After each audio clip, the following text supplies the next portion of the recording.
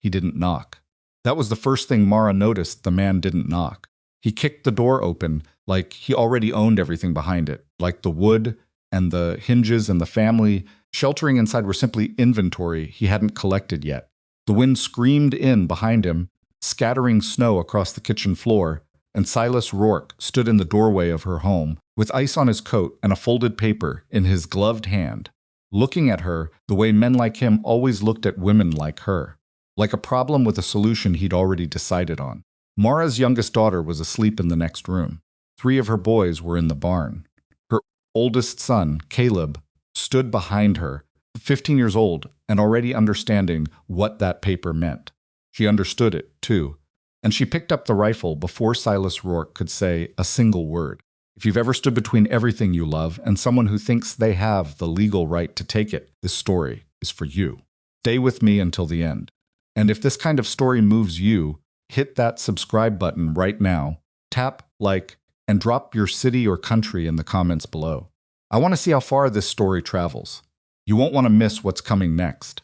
The letter had arrived 6 weeks before Silas Rourke did, but Mara hadn't known what it meant at first. It was written in the kind of careful, precise language that people use when they want to sound polite while doing something cruel. She'd read it. Its windows were dark. She'd read it twice at the kitchen table with watching her face, and both times she'd folded it back along its original creases and set it down like it was something that might break. She hadn't told the children. She hadn't told anyone. Gideon had been dead since September, and November had come hard and without mercy, and Mara had been getting through each day by dividing it into tasks small enough to survive. Milk the cow, split the wood, feed the boys, check the wheat. Don't think about the wheat too long or you'd start thinking about Gideon. And if you started thinking about Gideon in the middle of a Montana winter with 5 children and 40 acres of sleeping crop and no money for repairs, you might not stop. She'd learned to stop herself before that happened. But the letter kept returning to her hands when the house went quiet. She'd read it again in the dark, after the children were asleep, turning the language over slowly the way you'd turn a stone that might have something living under it.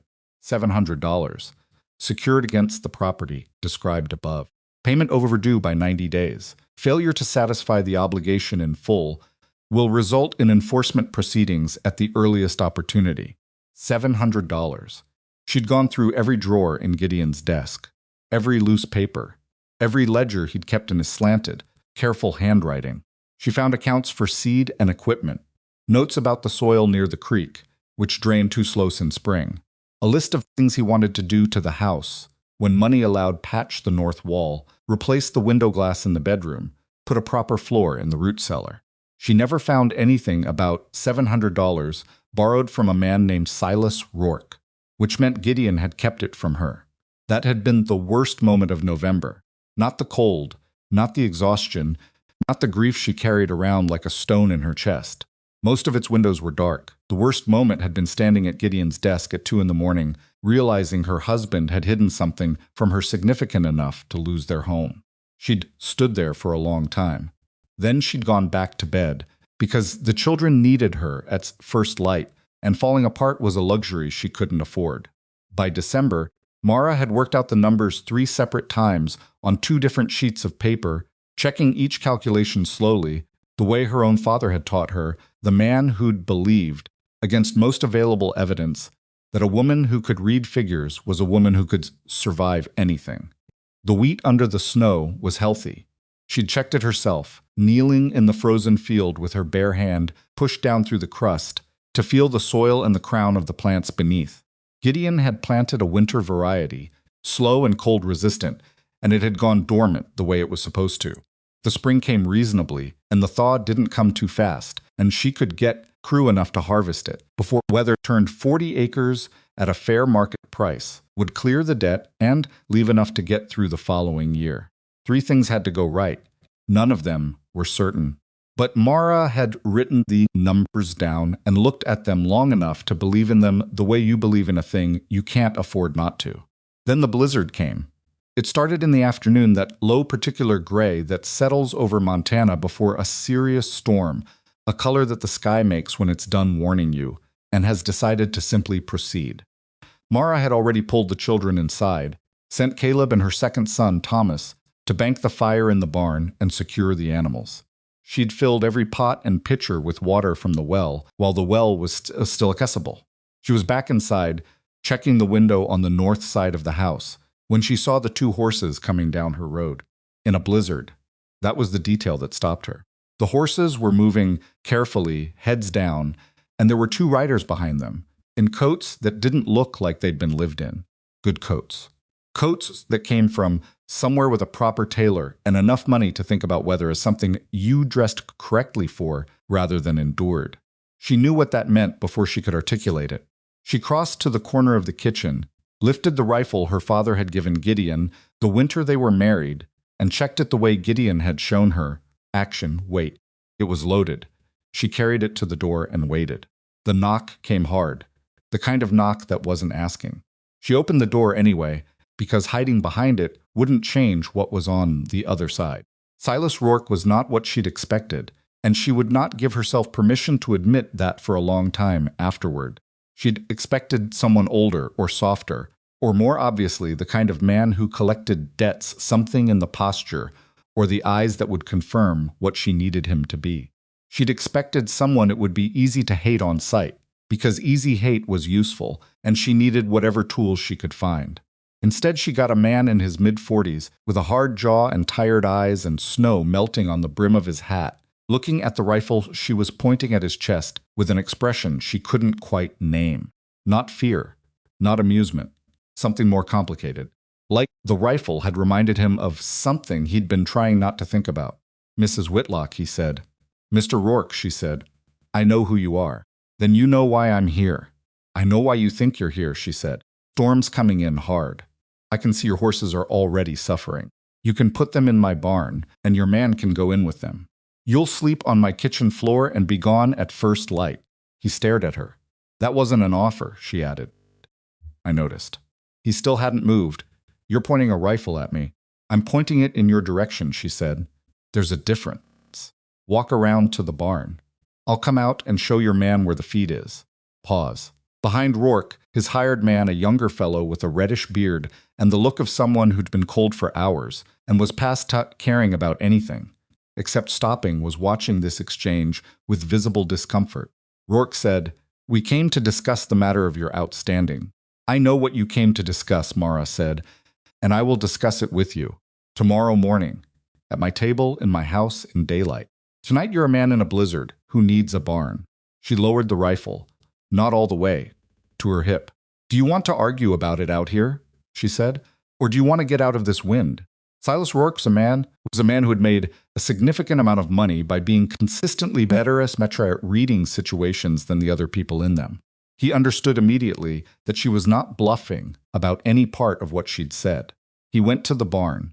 She made the children eat supper and go to bed before she dealt with Rourke, and she did this with a calm, pleasant efficiency that none of them fully believed, but all of them chose to accept, because they were tired and cold, and 5 children living with a widowed mother learned quickly which of her silences mean not tonight.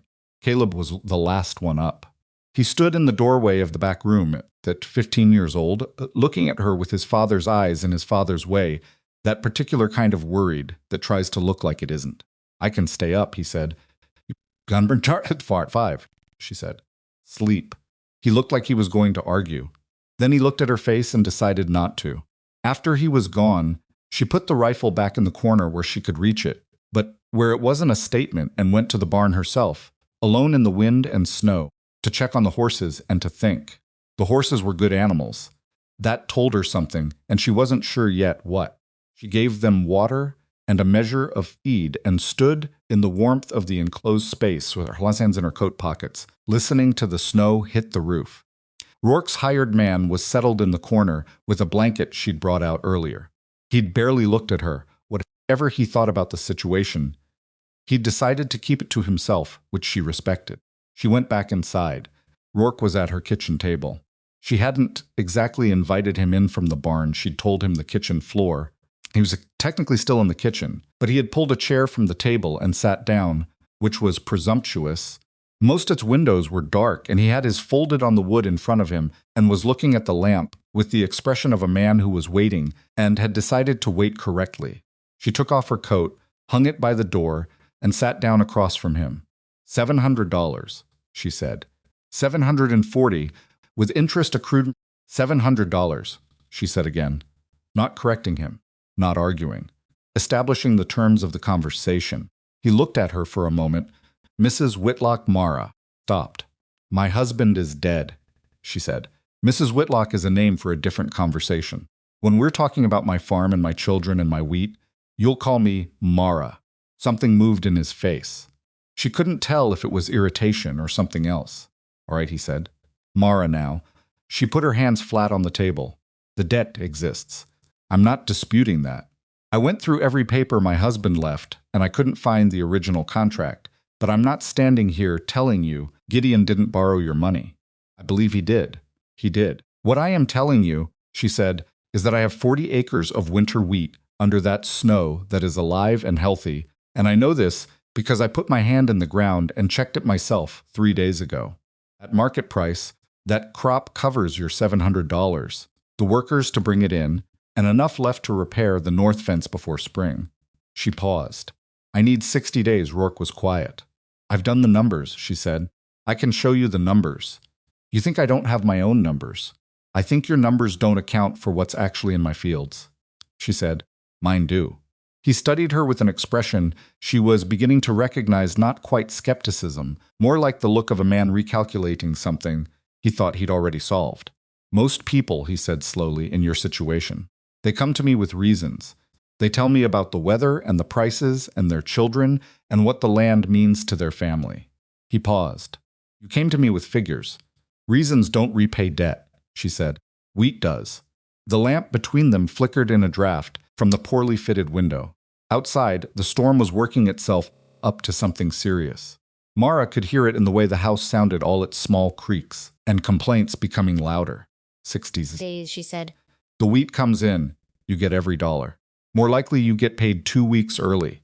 If something goes wrong, bad thaw, late ice, you can take the property in the spring and whatever's left of the crop with it, and I won't make you fight for it. She paused. I'll sign something tonight if you want. You'd put that in writing. I just said so. Rourke sat back in his chair and looked at her with an expression she could not read at all, and Mara kept her face still and her hands flat on the table and waited, because she'd said everything true that she had to say, and now the only thing left was to let him decide. How old are your children? He said finally. She hadn't expected that. That's not relevant, she said carefully. I'm asking anyway. Pause. Caleb is 15. Thomas is 12. The twins Ben and Roy are 9. My daughter Clara is 6. Rourke nodded slowly. He looked at the lamp again. Then he looked at her. 60 days, he said in writing. If the crop fails, or if you miss the payment date for any reason, I take the property and you vacate inside 30 days with your personal belongings. No additional negotiation. Agreed, she said. I want to inspect the fields tomorrow, he said, before I sign anything. The fields are buried under 2 feet of snow. I want to see them anyway. She looked at him for a moment. All right, and Mara. He said her name carefully, like it was something he hadn't decided what to do with yet. I need you to understand something. This isn't kindness. If the crop doesn't come in, I will enforce every word of what we put on paper tonight. She met his eyes, Mr. Rourke. She said quietly, if I wanted kindness, I would have asked for it. I'm asking for 60 days and fair terms, and in return, I'm offering you your money back on schedule. She stood up. I'll get paper. He signed it at her kitchen table at 11 o'clock at night, with the blizzard pressing against the windows in the house, making its sounds around them. Sal, and Mara signed her name beneath his, in the same careful hand her father had taught her. Most of its windows were dark, and then she folded the paper and put it in the tin box at the back of the highest shelf in the kitchen where she kept the things that mattered. Rourke slept on her kitchen floor. She gave him a blanket from the cedar chest, not the good one, the second, and went to bed. She lay awake for a long time, listening to the storm, going over the numbers in her head the way she'd done every night for 6 weeks, checking them the way you check a door you're not sure you locked. They still held. The wheat was still there. Spring would still come. Then she thought about the way Rourke had asked how old the children were. She'd been right that it wasn't relevant to the debt. She was less sure what it was relevant to. She filed it away with the things she didn't have time to think about. Yet turned onto her side and made herself sleep. Pressed on through the night, the storm pressed on in the tin box, and the man on the kitchen floor, and the dead man's wheat, sleeping cold and alive beneath the snow. By morning, everything would be different. She didn't know that yet, but the morning was coming anyway. Silas Rourke did not sleep well on Mara Whitlock's kitchen floor. He'd slept in worse places bunks with 12 men snoring, hotels where the walls were thin enough to hear other people's arguments in detail, a cattle pen once, during a bad stretch in his 20s, when bad stretches were more frequent. He was not a man who required comfort in order to function. But the floor of Mara Whitlock's kitchen had something wrong with it that had nothing to do with the wood or the cold or the inadequate blanket she'd handed him without apology. It had to do with the sounds of the house. The particular way a house sounds when there are children sleeping in it, small, unconscious sounds, a cough from the back room, a creak of a bed, the breathing of a structure that was holding something worth holding, and Silas had lain on his back in the dark, listening to those sounds and staring at the ceiling until somewhere past 2 in the morning, he'd simply see me, given up on sleep, and lay there being awake instead. He'd been trying to remember the last time he'd slept inside a house that felt like that. Couldn't. His own house in Helena was large and correctly maintained and completely silent at night, and he had stopped noticing the silence years ago, the way you stop noticing a smell after you've lived with it long enough. He noticed it now, by its absence. By 4:30, he was sitting up. By 5, he could hear movement in the back of the house, the careful, deliberate movement of someone trying not to wake anyone else, and then the sound of a door and boots on steps. And he looked out the frost-thick window and saw Caleb Whitlock crossing to the barn in the dark, with a lantern, 15 years old, and doing barn chores before sunrise, without being asked. Silas watched him until the lantern disappeared into the barn. Then he folded the blanket, set it on the table with the precision that was more habit than courtesy, and stood at the window waiting for the light to change. The storm had stopped somewhere in the night and left the world white and brutally still, the kind of cold that settles in after a blizzard when the wind finally quits and the temperature drops another 10 degrees. And the air has a quality like glass, clear and sharp and indifferent. The snow lay deep, and even across everything Silas could see from the kitchen window, broken only by the single line of boot prints Caleb had left going to the barn. 40 acres of that. Silas had been in the lending business for 19 years, and he had seen a great deal of farmland. And he had developed, over those years, a particular and reliable instinct for when a borrower was telling him the truth about what they had. Most people overestimated. They told you about the crop they were hoping for, not the one they actually had. They described the farm they were building toward, not the farm that existed today. It was not usually dishonesty in the straightforward sense. It was more like the way desperate people see things at the angle most favorable to what they need. Mara Whitlock had given him numbers with no angle on them at all. That was what had kept him awake, more than the floor or the sounds of children sleeping. The numbers she'd put in front of him were not optimistic. They were not pessimistic either. They were simply accurate, and in his experience accuracy was rarer and more alarming than either optimism or despair. He heard her before he saw her, the same careful movement from the back of the house. And then she was in the kitchen doorway with her hair not yet pinned and her coat already on, and she looked at him standing at the window and did not seem surprised to find him awake. Coffee's in the tin, on the shelf, as moving past him towards the stove. I'll get the fire up.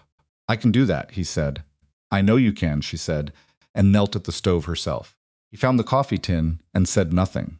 After a moment he found a pot and filled it from the water bucket by the door. Because watching someone start a fire without helping with anything felt wrong in a way he couldn't immediately explain. She glanced at the pot in his hand, then back at the stove. Grate on the left side heats faster, she said. He moved the pot to the left side. They worked in the kitchen in silence for several minutes, and it was not an uncomfortable silence. It was the silence of two people who had already said the important things and were waiting for daylight to deal with the next set. Your boy was up before 5, Silas said. He's always up before 5, Mara said. She was mixing something at the counter biscuit dough, from the look of it. Her hands moved without her watching them. Gideon started taking him out for morning chores when he was 8. Said if you teach a boy, that the animals need you, whether you're tired or not. You've taught him the most important thing there is. Silas considered this. Was he right? Mara was quiet for a moment. Caleb's in that barn at 5 in the morning in January, she said. So I'd say yes. She said it without sentiment, without the particular softness that people usually put around statements about dead husbands. She said it like a fact she'd examined and confirmed. Silas poured himself coffee when it was ready and stood at the table and drank it and thought it and looked out at the white fields and thought that whatever else Gideon Whitlock had been, he'd done at least one thing right.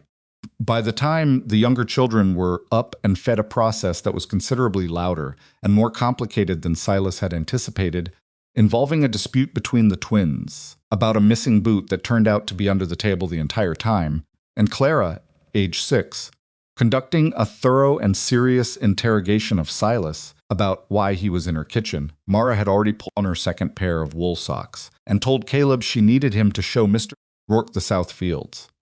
Caleb looked at Silas with the specific expression of a 15-year-old boy who has already decided what he thinks about you and is keeping it to himself only because his mother is standing right there.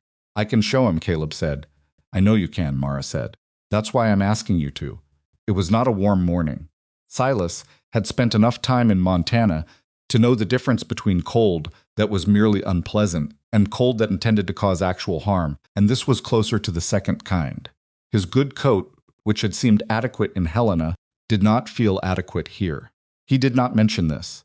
Caleb walked slightly ahead of him across the snow with the ease of someone who had made this particular crossing several hundred times and didn't need to think about where the ground dipped or where the crust was thin enough to break through. Silas followed him, breaking through the crust regularly, saying nothing. They reached the edge of the south field and stopped.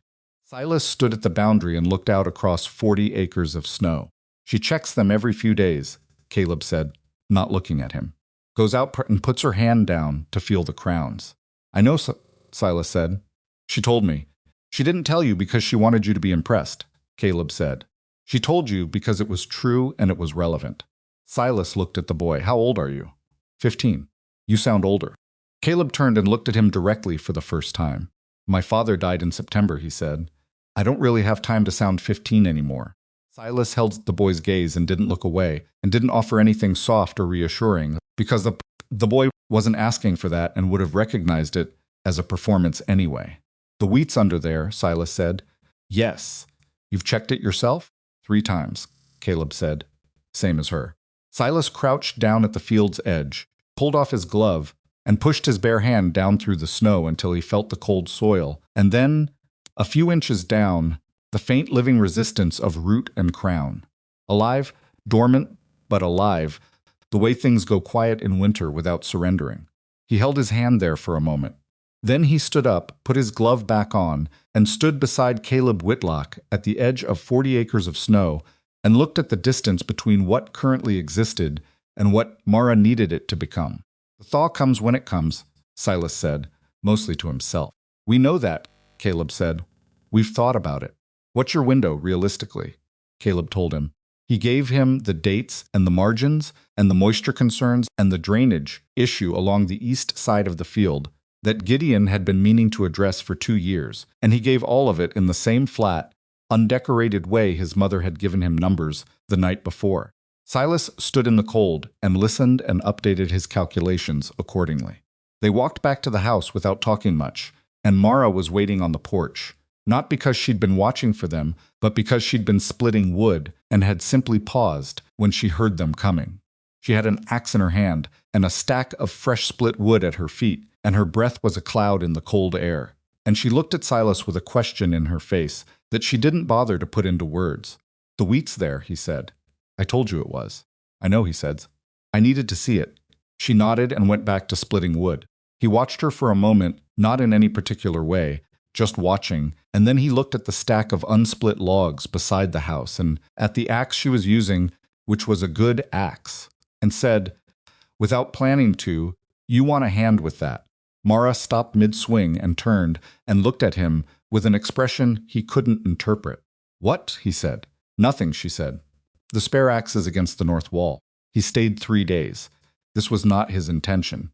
His intention had been to inspect the fields in the morning, confirm the terms of the agreement they'd signed, and ride back to Helena with Prentice, his hired man, who had his own reasons for wanting to leave Montana winters behind as fast as possible. But the storm had left the road to the west impassable, and the road east was manageable but slow, and there were no towns between Red Willow Farm and the next reliable stopping point that were worth arriving at after dark in this temperature. That was the practical reason. Silas told himself it was the only reason for approximately 2 days. The first day he spent getting in the way of a functioning household and learning to stop getting in the way of it. Mara ran her house with a system that was not immediately visible, but revealed itself if you watched carefully who did what, in what order, at what time, and why. The twins, Ben and Roy, who were 9 and largely indistinguishable to anyone who hadn't spent time with them, were responsible for water and kindling. Thomas, 12, handled the chickens and the pig. Caleb handled the barn and the heavier outdoor work. Clara, 6, set the table at every meal with the seriousness of someone who understood that this was a real contribution, and not a thing the adults were pretending mattered. None of them had been assigned these tasks in any meeting Silas had witnessed. They simply did them because in a house with one parent and no room for slack, you learned your part or the whole thing broke down. He watched this on the first day and found it difficult to look at directly, the way you sometimes can't look directly at something that makes you feel something you don't have a name for. On the second day, he fixed the root cellar floor. He found the problem himself, a section of boards that were rotting through and hadn't been replaced because there hadn't been time or money, and the gap between the boards was letting cold air in from below, which meant everything stored down there was colder than it needed to be. He asked Mara where Gideon's tools were, she told him, and he spent the better part of the afternoon down in the cellar replacing boards while she made it absolutely clear she hadn't asked him to do this and would have gotten to it herself. I know you would have, he said from the cellar. Then why are you doing it? Because I'm here and the boards are rotting and it needed doing. He paused. And because I didn't have anything else to do this afternoon. A silence from above. That's a terrible reason, she said. Most honest thing I've said all week, he said. She made a sound that might have been the beginning of a laugh, or might have been something else. He didn't look up to check. The second day was also when he found the letter. Not her letter, his. Or rather, the copy of the original loan contract that Gideon had signed in the spring of last year, which should have been in the company files in Helena, except that Silas had brought it with him to enforce the debt, and he'd taken it out of his coat pocket the first night to set it on the table when they talked, and he'd picked it up again when they'd signed their 60-day agreement. And then, in the chaos of Clara's interrogation at breakfast, he'd set it down somewhere, and it had migrated. He found it on the kitchen shelf, wedged behind a Fnoffy tin.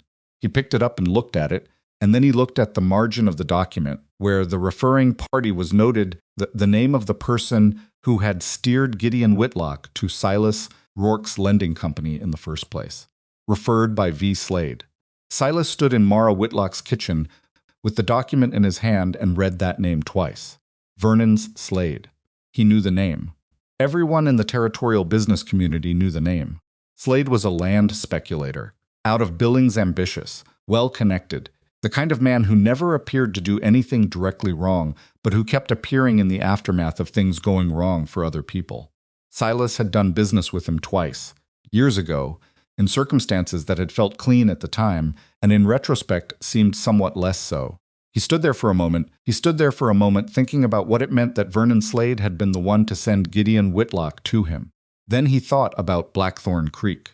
He'd passed it on the ride in the frozen overline of it running along the west side of Red Willow's property, continuing north toward the other ranches and farms in the valley.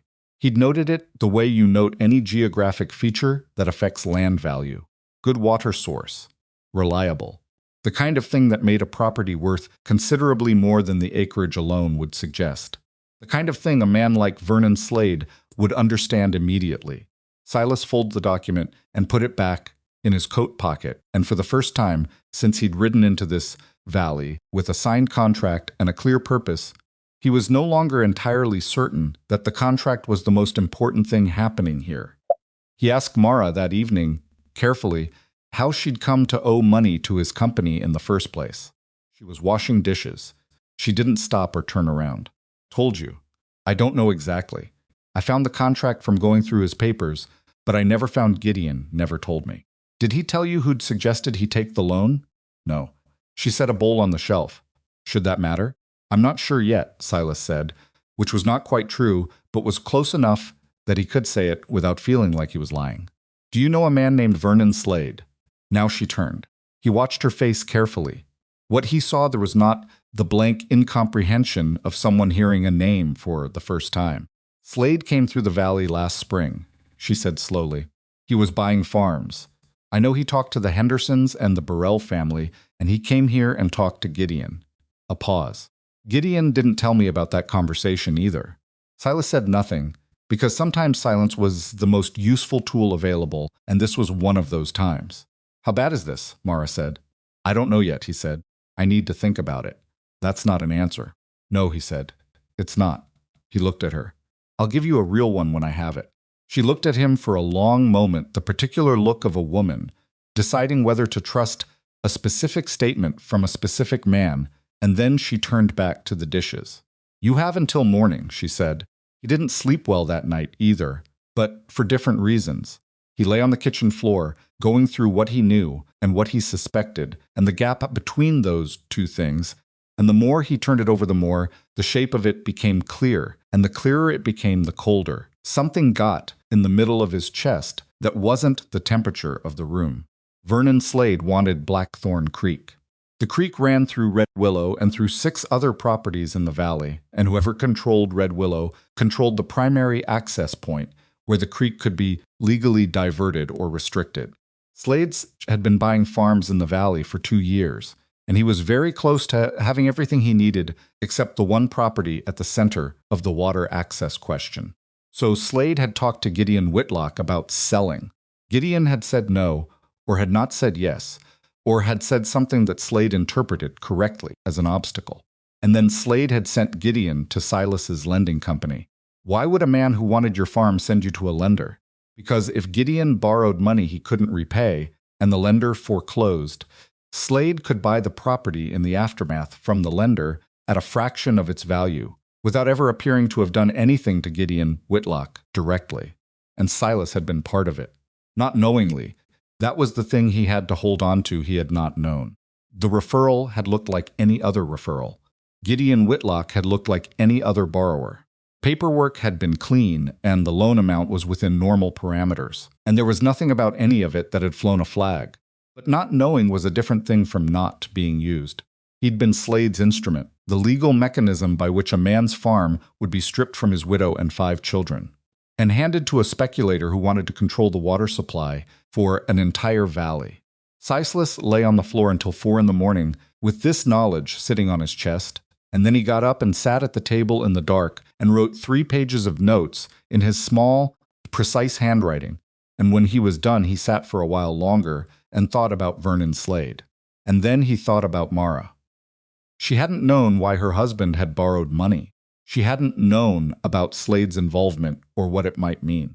She'd been fighting a debt she hadn't created with resources she didn't have, and she'd been doing it alone. And she'd been doing it by calculating every number available to her and presenting them, without excuses, to a man who had the legal authority to take everything she had. That was the thing about Mara Whitlock. She didn't ask for your sympathy. She asked for your assessment of the facts, which meant that when Silas told her in the morning what he'd figured out, she was going to want facts in return, not reassurance. And she was going to want to know what, specifically, they were going to do about it. He wasn't entirely sure yet, but he was already thinking of it as they. That was the detail he noted and set aside and didn't look at too closely in the dark of someone else's kitchen at 4 in the morning. He told her after breakfast, after the children had scattered to their morning tasks and the kitchen was quiet. He set the original contract on the table with the margin annotation visible, and he laid out what he knew about Vernon Slade and what he suspected and what he could not yet prove, and he watched her face while he did it. She didn't interrupt. She sat with her hands around her coffee cup and listened to the whole thing, and when he was done, she was quiet for long enough that Silas started to wonder if she was going to tell him to get out. He sent Gideon to you, she said finally. I believe so. Yes. So that when Gideon couldn't repay the debt, I would foreclose. Slade would approach me about purchasing the property at a distressed price, or he'd wait for the public filing and come in at auction. Silas paused. Either way, he gets Red Willow without his name, appearing anywhere near what happened to your husband. Mara set her cup down. Gideon didn't borrow that money badly, she said, and her voice had a sound in it that wasn't grief exactly, but was adjacent to it. He was maneuvered into it. Yes. And you were maneuvered into being the one to collect it. Silas said, yes, I was. She looked at him. He looked back.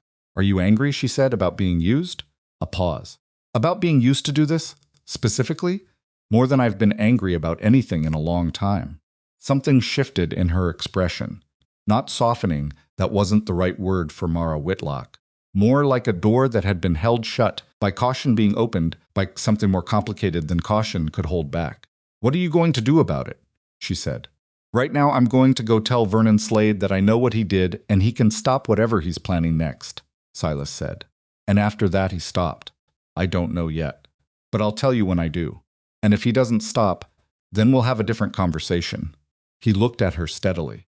I'll be back in 4 days. If anything happens while I'm gone, anyone comes to the property claiming anything about the debt, or the land, or the extension. I have the paper we signed, she said. I know. I'm saying if anyone comes, you show them that paper, and you send word to Helen immediately, to this address. He wrote it on the back of a receipt he had in his pocket and slid it across the table. Day or night. Prentice will bring it to me. Mara looked at the address.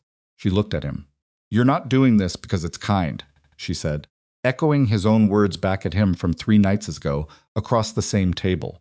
You're doing this because someone used you and you don't like it. Both things can be true, he said. She picked up the paper with his address on it and folded it once and put it in her apron pocket. 4 days, she said. I expect you'll want your blanket back. Keep it, he said. He stood, collected his coat, and looked at her one more time. Lock the root cellar from the inside when you're down there. She stared at him. Why? Because until I've talked to Slade, I don't know exactly what he has planned, and I don't want to find out after the fact. He paused at the door. Mara. What? The weed is real, he said. I saw it. Don't let anyone tell you differently while I'm gone.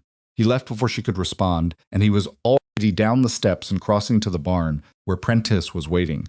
Before he realized he'd said her name, without thinking about it, the way you say the name of someone you've known longer than 3 days. He noted this and kept walking. The ride to Billings took the better part of 2 days on roads that were still half buried and managed by a horse that was not pleased about any of it. Prentice's windows were dark. Prentice rode beside him largely in silence, which Silas appreciated, because he was spending the ride thinking and he didn't have room for conversation. By the time they reached Billings, he had a clear enough picture of what Slade had done that he was not calm about it anymore. He was past calm. He was in the particular place beyond calm, where things get very quiet and very deliberate, and a man who knows you well looks at your face and decides to stay out of your way. Prentice was looking at his face in exactly that way. He found Slade at his office above the bank on Commerce Street, a comfortable, well-appointed office that said money without shouting about it, the kind of space designed to convey stability and legitimacy to anyone who might be questioning either. Slade stood up when Silas came in. He was a large man, broad-shouldered, in his mid-50s, with the easy, practiced cordiality of someone who had learned very early that being immediately likable bought you a great deal of time in which to do things people wouldn't like. Rourke, he said with a smile that had nothing behind it. This is unexpected. Sit down, I'm not staying, Silas said. He put the loan contract on the desk, margin annotation up, and watched Slade's face. You sent Gideon Whitlock to my company. Slade looked at the document. Then he looked at Silas. The smile didn't change. I referred a number of people to your company over the years, Slade said. Professional relationship. I've done the same for the Latimer firm, and you sent Gideon Whitlock to my company because you knew he was going to struggle to repay the loan, Silas said. And you knew that when he defaulted, I would foreclose, and you would be in a position to acquire Red Willow Farm at a fraction of its actual value. And you wanted Red Willow because of Blackthorn Creek. Pause. The smile was still there, but something had happened underneath it. That's a significant accusation, Slade said. It is, Silas agreed. Stay away from Red Willow Farm and stay away from the Whitlock family. The debt is being serviced under a valid extension agreement. Crop will come in. I will be paid. He picked up the document. And I will be watching every move you make in this valley until that happens. Slade looked at him for a long moment. Rourke. Be careful about what you think you know and what you can actually. I know enough, Silas said, and I'll know more if you give me reason to look deeper. He held Slade's gaze. Don't give me reason. He left the office and went back down to the street where Prentice was holding both horses, and most of its deets, and he stood for a moment in the cold Billings air with the knowledge that he had just made a powerful enemy out of a man who'd already been operating against him without his knowledge, and that this was worse in several respects, and better in exactly one, at least now it was direct. Prentice looked at his face. How'd it go? Prentice said. He'll behave for approximately 2 weeks, Silas said. Possibly 3. And then, Silas put his foot in the stirrup. Then he'll try something else, he said. And I need to be at Red Willow when he does. He rode back the way he'd come, into the white Montana distance, toward a farm that wasn't his and a woman who hadn't asked for his help and 5 children who barely knew his name. And somewhere on that cold road, without ceremony or announcement, Silas Rourke understood that somewhere between the frozen fields and the rotting cellar boards in 4 days, and a house that sounded like something worth returning to, he had already made a decision. He just hadn't said it out loud yet. He came back in 3 days instead of 4. Most of it's Mara didn't say anything about that. She just opened the door when she heard the horses and looked at him standing in the cold with road dirt on his coat and something different in his face that she couldn't name immediately, and she stepped back and let him in without asking why he was a day early. The children were at supper. Clara looked up and said, Mr.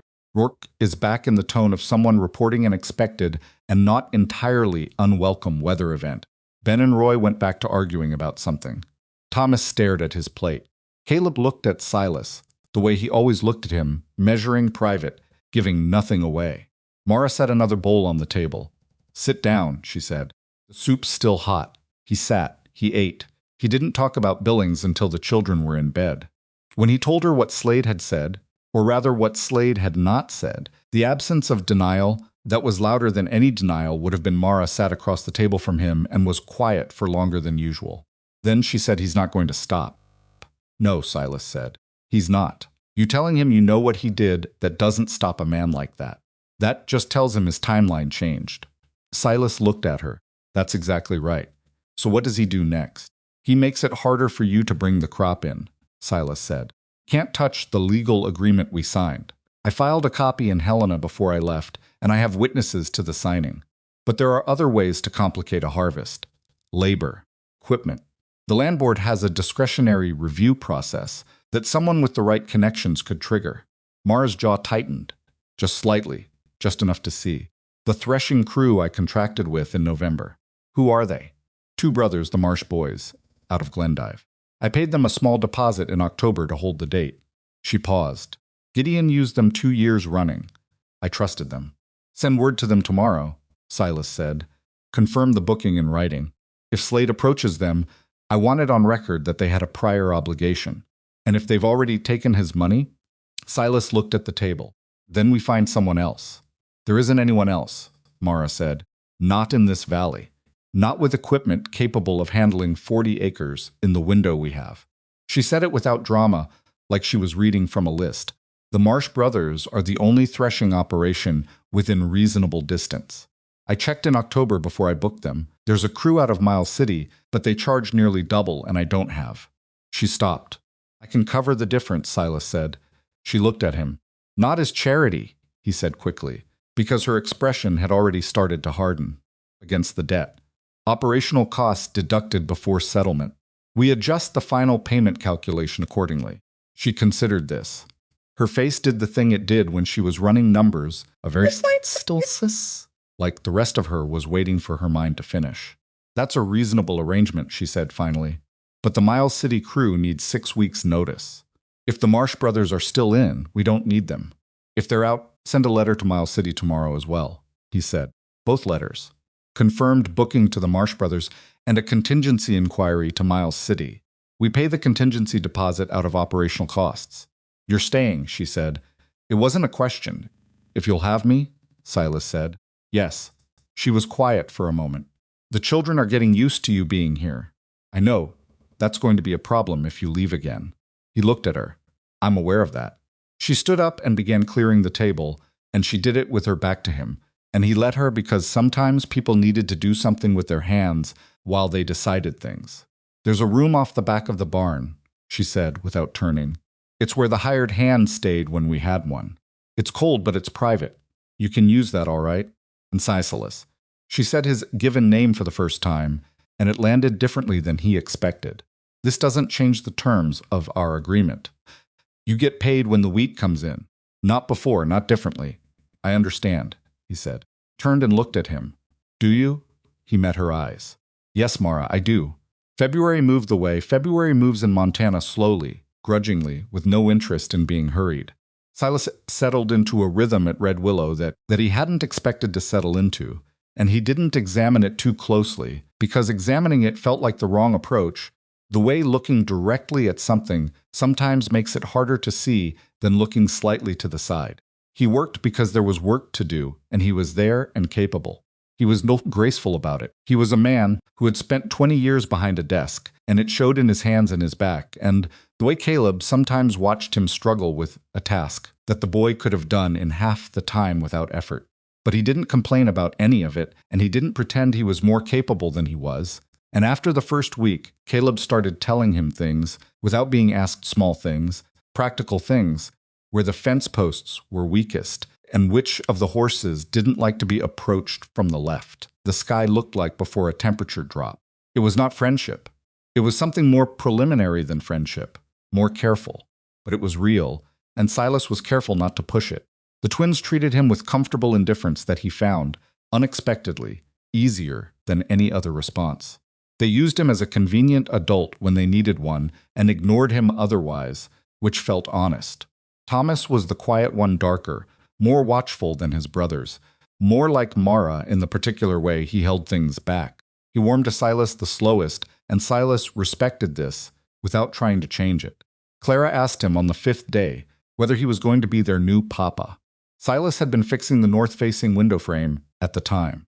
He stopped what he was doing and looked down at her. She was 6, and she asked the question the way 6-year-olds ask all questions directly, without ceremony, with the full expectation of an honest answer. No, he said, I'm not. Why not? Because that's not... He stopped. Because your mother and I have an arrangement about the farm. That's what I'm here for. Clara looked at him for a moment, with the particular unsettling assessment of a young child. You fixed the cellar, she said. Yes. And the window. Yes. Papa used to fix things, she said, and walked away. Silas stood with his hammer in his hand and looked at the space where she'd been, and it was a long moment before he went back to work. The letter from the Marsh brothers came 9 days into February. Mara read it at the kitchen table in the morning and then set it down very carefully the way she'd set down the first letter from Silas's company back in November. And Silas knew from the way she set it down what it said before he picked it up. The Marsh brothers were canceling their booking. They apologized for the inconvenience and enclosed a return of her deposit. No explanation beyond circumstances, beyond their control. Which was not an explanation at all, and both of them knew it. Miles City, Silas said. I already sent the inquiry, Mara said. We won't have an answer for 10 days. Then we wait 10 days. She looked at him. Silas, the window for the harvest is 6 weeks, maybe 7, if we're lucky with the thaw. If Miles City says no, we don't have a fallback. There is no fallback. Then Miles City won't say no, he said. That's not how this works. I know how it works, he said. I'm saying I'll go to Miles City myself if I have to, and make the case in person. I'll offer a premium above their normal rate. With what money? Mine, he said. Against the debt. Same as before. She was quiet, Mara. He sat down across from her. Slade is trying to isolate you. He's pulling away the labor and the equipment because he knows that without them, the wheat stays in the field until it rots or the market window closes. And then the numbers you gave me don't work anymore. He's not attacking the crop. He's attacking the infrastructure around the crop. She already knew this. He could see that she already knew this. Then we have to attack back, she said. Not yet, Silas said. Not until we know what we're actually missing. Let's wait for Miles City. Fop's thoughts. She picked up the Marsh Brothers letter and read it one more time, like there might be something in it she'd missed. Then she folded it and set it aside. 10 days, she said. In those 10 days, 3 things happened. The first was that Thomas started talking to Silas. Not about anything significant at first, questions about Helena, about what it was like to live in a territorial capital, about whether Silas had ever seen a train up close. Small things, the kinds of things a 12-year-old asks when he's deciding whether a person is worth knowing. Silas answered all of it honestly, including the boring parts, and Thomas of its window attention of a boy, and Thomas listened with the particular Tempray who had recently lost the person he asked questions of, and was still figuring out where questions were supposed to go now. One evening, Thomas came to the barn room where Silas kept his papers and things, and stood in the doorway without coming in and said, "Were you ever wrong about a loan?" Silas looked up from what he was writing. "What do you mean? Did you ever lend money to someone and then think later you shouldn't have?" Silas set down his pen. "Yes," he said. "What did you do?" Pause. "Depends on the situation," he said. "Sometimes you can make it right. Sometimes you can't." He looked at Thomas. "Sometimes the damage is already done, and the best you can do is not make it worse." Thomas absorbed this. "My pa borrowed money he didn't need to borrow," Thomas said quietly. "Didn't he?" Silas looked at him carefully. "Your father was trying to do something good," he said. "Someone else made sure it went wrong. That's not the same thing as your father making a mistake." Thomas didn't say anything for a moment. "Caleb thinks Pa should have told Ma about it." "Caleb might be right," Silas said. "I don't know your father. I know the numbers, and the numbers say he was planning to repay the loan before your mother ever had to know. He just didn't have enough time." Thomas stood in the doorway with this. "He ran out of time," Thomas said finally. "Yes," Silas said. "He did." Thomas went back to the house, and Silas sat in the barn room in the cold lamplight and looked at his papers and thought about what it cost a boy to understand that particular truth about his father, not that his father was bad, but that his father had been unlucky, which was in some ways harder to carry because there was no one and nothing to be angry at. The second thing that happened was Slade's man came to the property. He came on a Tuesday, mid-morning, riding a good horse and carrying himself with the ease of someone who expected deference in most situations and rarely didn't receive it. He said his name was Garrett, gave no last name, and told Mara at the door that he was conducting a preliminary review on behalf of the Territorial Land Board regarding a property dispute. Mara said there is no property dispute. Garrett said that the board had received a formal challenge regarding the validity of the extension agreement and needed to conduct a physical inspection of the property. Mara said, "Show me the board documentation." Garrett said he wasn't required to present documentation at this stage of the process. Mara said, "Then you're not coming onto this property at this stage of the process." She closed the door. She came to find Silas in the barn, where he was with Caleb going over the drainage issue on the east side of the field, and she told him exactly what had happened, in the order it had happened, no embellishment, no emotion she didn't need to include. He listened to all of it. "He'll be back," he said, "with documentation this time, real or manufactured. Can Slade actually challenge the extension through the land board?" "He can file a challenge," Silas said. "The board has discretionary review authority, and 2 of its 3 members owe Slade favors I know about, and probably more that I don't. A challenge doesn't invalidate our agreement, but it can slow things down, create uncertainty, give Slade additional time to disrupt the harvest." He paused. "We need a lawyer." "I know a man," Silas said. "Judge Everett Crane. He's not a practicing attorney anymore, but he knows territorial property law better than anyone practicing in this state, and he stopped, reconsidered. He's someone who will take this seriously." Mara looked at him. "You know a judge." "I know several judges," he said. "Most of my professional relationships with them are adversarial. Crane is different. Can you reach him?" "I'll write today," Silas said. "He's in Billings. Response in 5 to 7 days if we're lucky. And Slade's man? If he comes back with board documentation, you let him inspect the property. Anything that looks legitimate, you cooperate with fully, because the moment you obstruct a legitimate process, you give Slade something to work with. But you send for me the second he comes back, and you don't let him on the property until I'm there." Caleb had been listening to all of this without speaking. Now he said, "He came while you were gone. He was here for 20 minutes before she shut the door. Silas looked at Caleb. I know, he said. That's why I came back early. A silence. Caleb looked at him with that measuring look, and something in it shifted, almost imperceptibly, like a bolt that's been tight for a long time moving a fraction of a turn. I'll watch the road, Caleb said. The third thing that happened in those 10 days was that Mara asked Silas to stay. Not the way she'd said it before, not the careful, transactional version, the "you can use the barn room. It doesn't change the terms of our agreement" version. This was different. It was late. The house was quiet. She'd come out to the barn to tell him the Miles City letter had arrived. They were confirmed. They would honor her booking. They would bring their full crew, and she'd found him sitting on an overturned crate in the barn room, with his boots off and his notes spread on the floor around him. Most of his windows a momently looked like a different person than the man who'd kicked her door open in a blizzard 6 weeks ago. She told him about Miles City. He said, "Good." She said, "We're going to be all right." He looked at her. "The crew is confirmed, and Slade hasn't blocked the board process yet. Yes, the trajectory is better than it was." "That's not what I said." "I know." She leaned against the doorframe of the barn room with her arms crossed, not in a defensive way, but in the way of someone who is cold, and holding themselves together against the cold, and she looked at him sitting on the crate with his notes on the floor, and said, "This got more complicated than I expected." "Which part?" "All of it," she said. "I expected a debt. I expected to fight for my farm. I didn't." She stopped. "You didn't expect what?" She looked at him for a long moment. "I've been doing this alone since September," she said. "Every decision, every number. Every morning I woke up, and the first thought was the farm, and the debt, and the children, and the wheat, and there was no one to put any of it down with, even for a minute, even for a conversation." She paused. "I got used to it. You have to get used to it, or it breaks you." Silas said nothing. "I'm asking you to stay," she said. "Not because I can't manage. I can manage. I've been managing.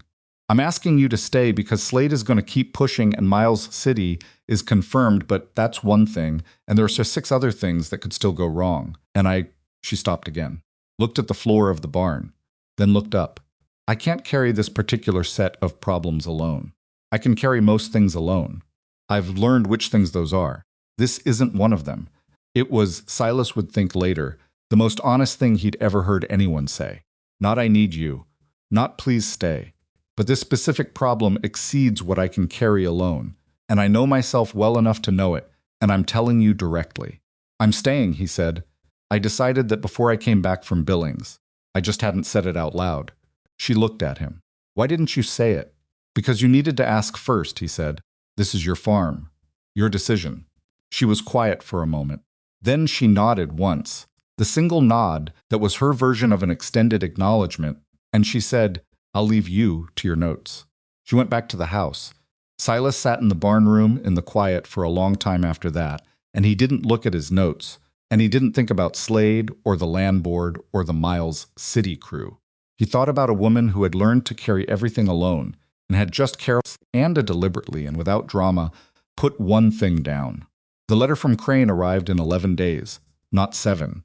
Silas read it at the kitchen table while Mara stood at the counter and waited, and it was a long letter, dense with territorial statute citations and procedural detail, which told him Crane had taken it seriously. He read through it twice before he said anything. "Crane says the land board challenge is technically within Slade's rights to file," he said. "But he says the procedural requirements for a valid challenge include 60 days written notice to all affected parties. And the notice Slade filed, if he actually filed one, which Crane is not yet certain he did, would have to have gone to you directly, not through an agent. Garrett never gave me anything in writing," Marissa said. "I know." "Which means if Slade is trying to run a board challenge, he either hasn't actually filed yet and Garrett was a test to see how you'd respond, or he filed improperly and the challenge is invalid." Silas set the letter down. "Crane wants to come in person." Mara turned. "Here, to look at the original loan documents and the extension agreement and whatever documentation Slade actually has on file with the board. He says he can be here in 2 weeks." Silas paused.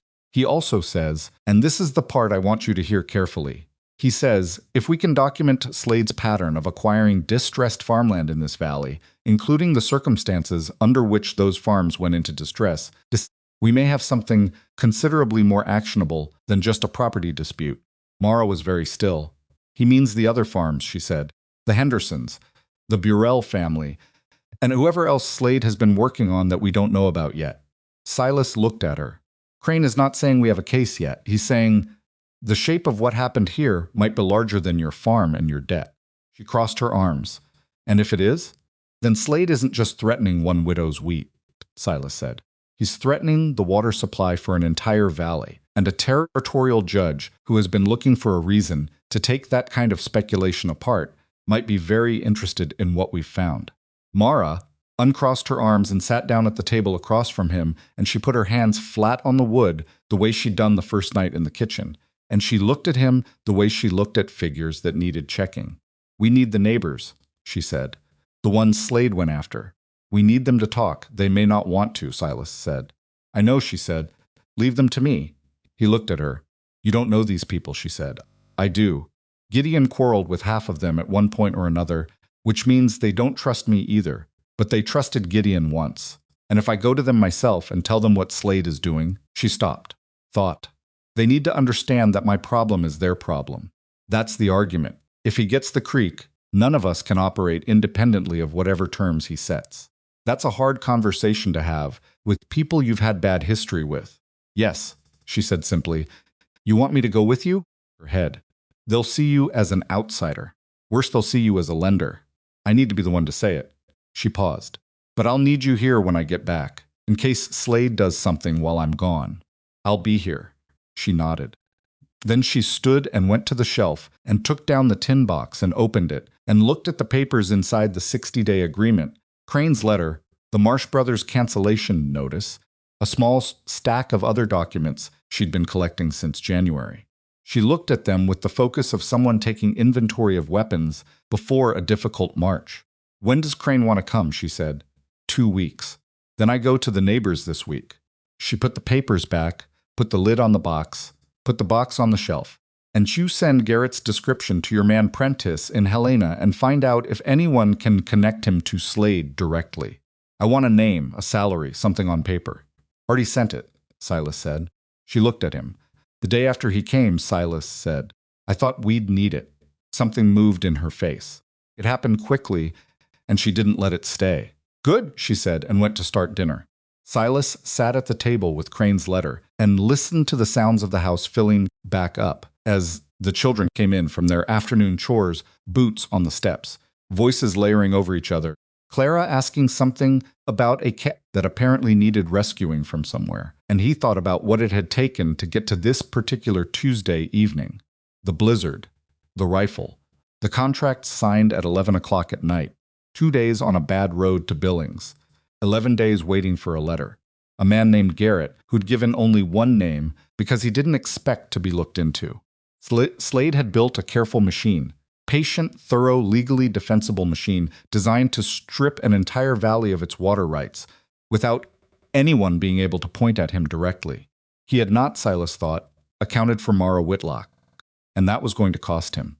The question was only whether the wheat came in before Slade found another angle, and most of its windows were dark, and there were still enough angles available to a man with his resources and his connections that Silas was not comfortable, and would not be comfortable until the last of those 40 acres was cut, and the grain was weighed, and the numbers on the page were no longer theoretical. Spring was still 6 weeks away. 6 weeks was a long time.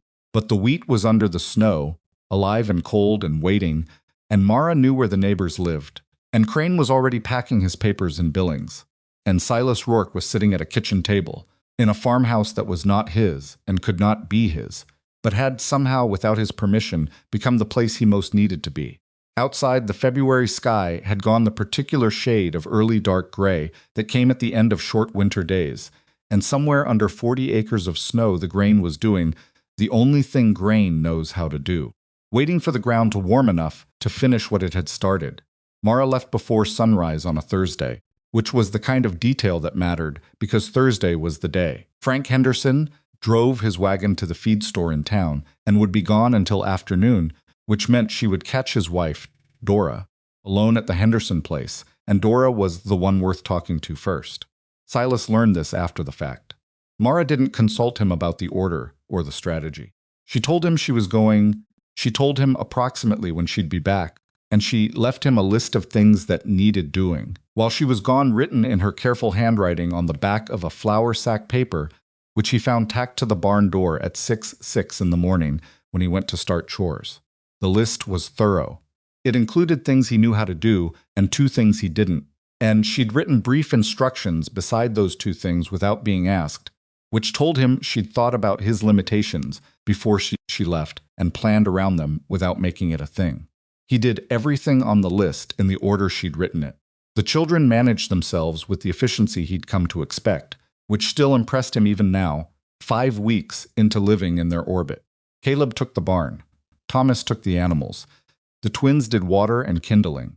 Clara set the table for a breakfast that Silas cooked, badly, producing biscuits that were edible but not what Mara would have made, and Ben informed him of this fact with the cheerful directness of a 9-year-old who hasn't yet learned that honesty requires strategic timing. "You're a little hard," Ben said. "I know," Silas said. "Ma's are softer." "I know that too," Silas said. Roy, who was the quieter twin by approximately 15%, ate 2 of the biscuits without comment, which Silas decided to count as a professional endorsement.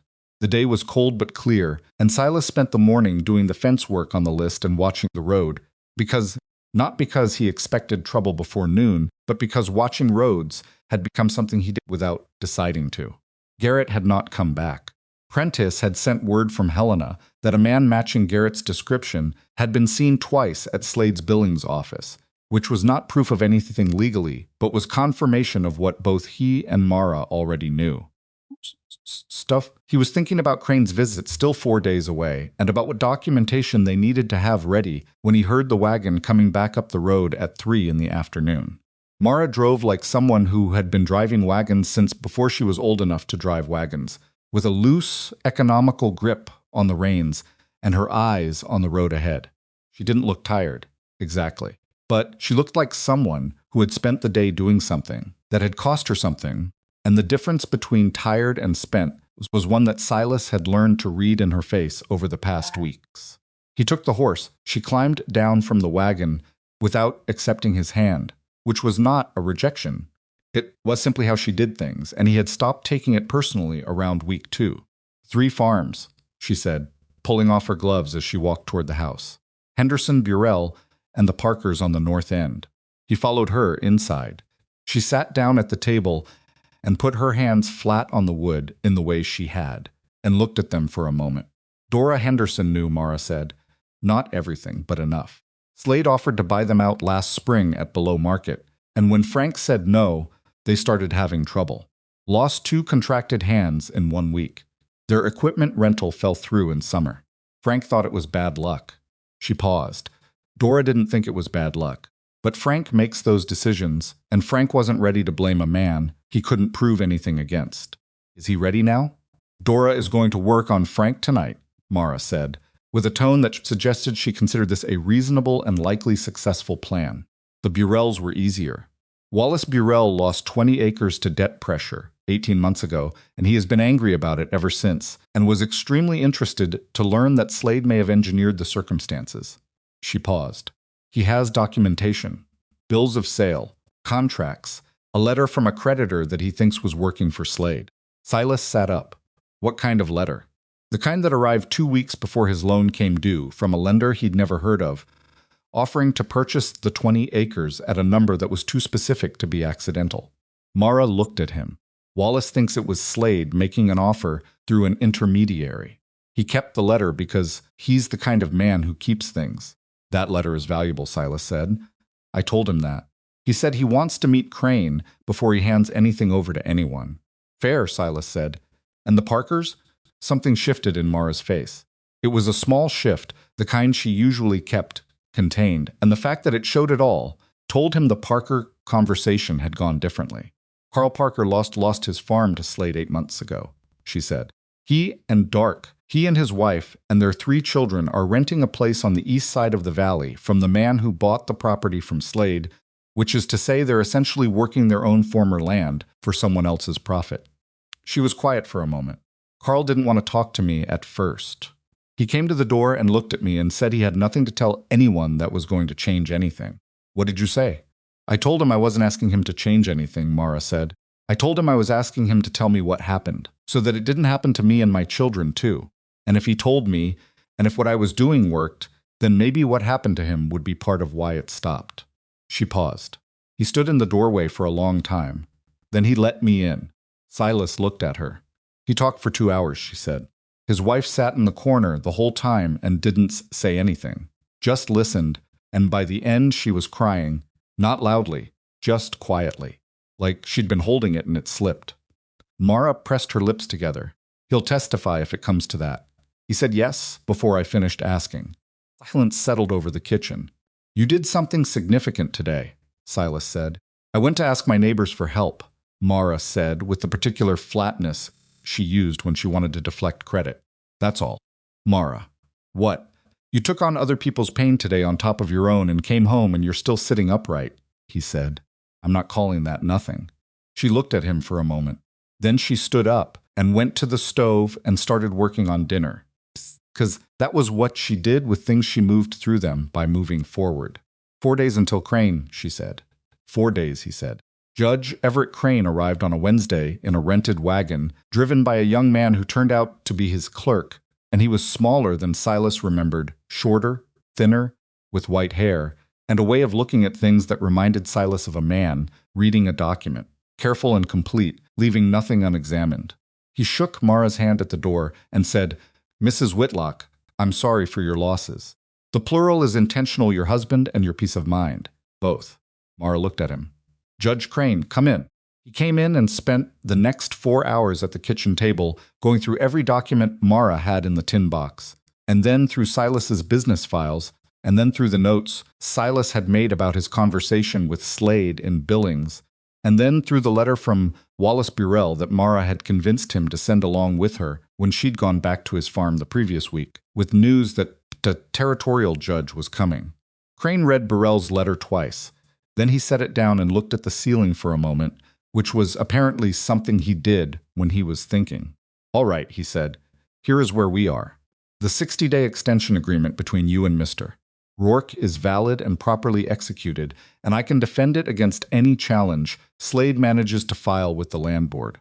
The board challenge, as best I can determine, was never formally filed. What Slade did was send a representative to assess your response, which is a pre-filing tactic designed to gauge whether you have the resources or the knowledge to fight back. He was testing us, Mara said. He was testing you, Crane said. And you passed the test by doing exactly what you should have done, which was nothing irregular.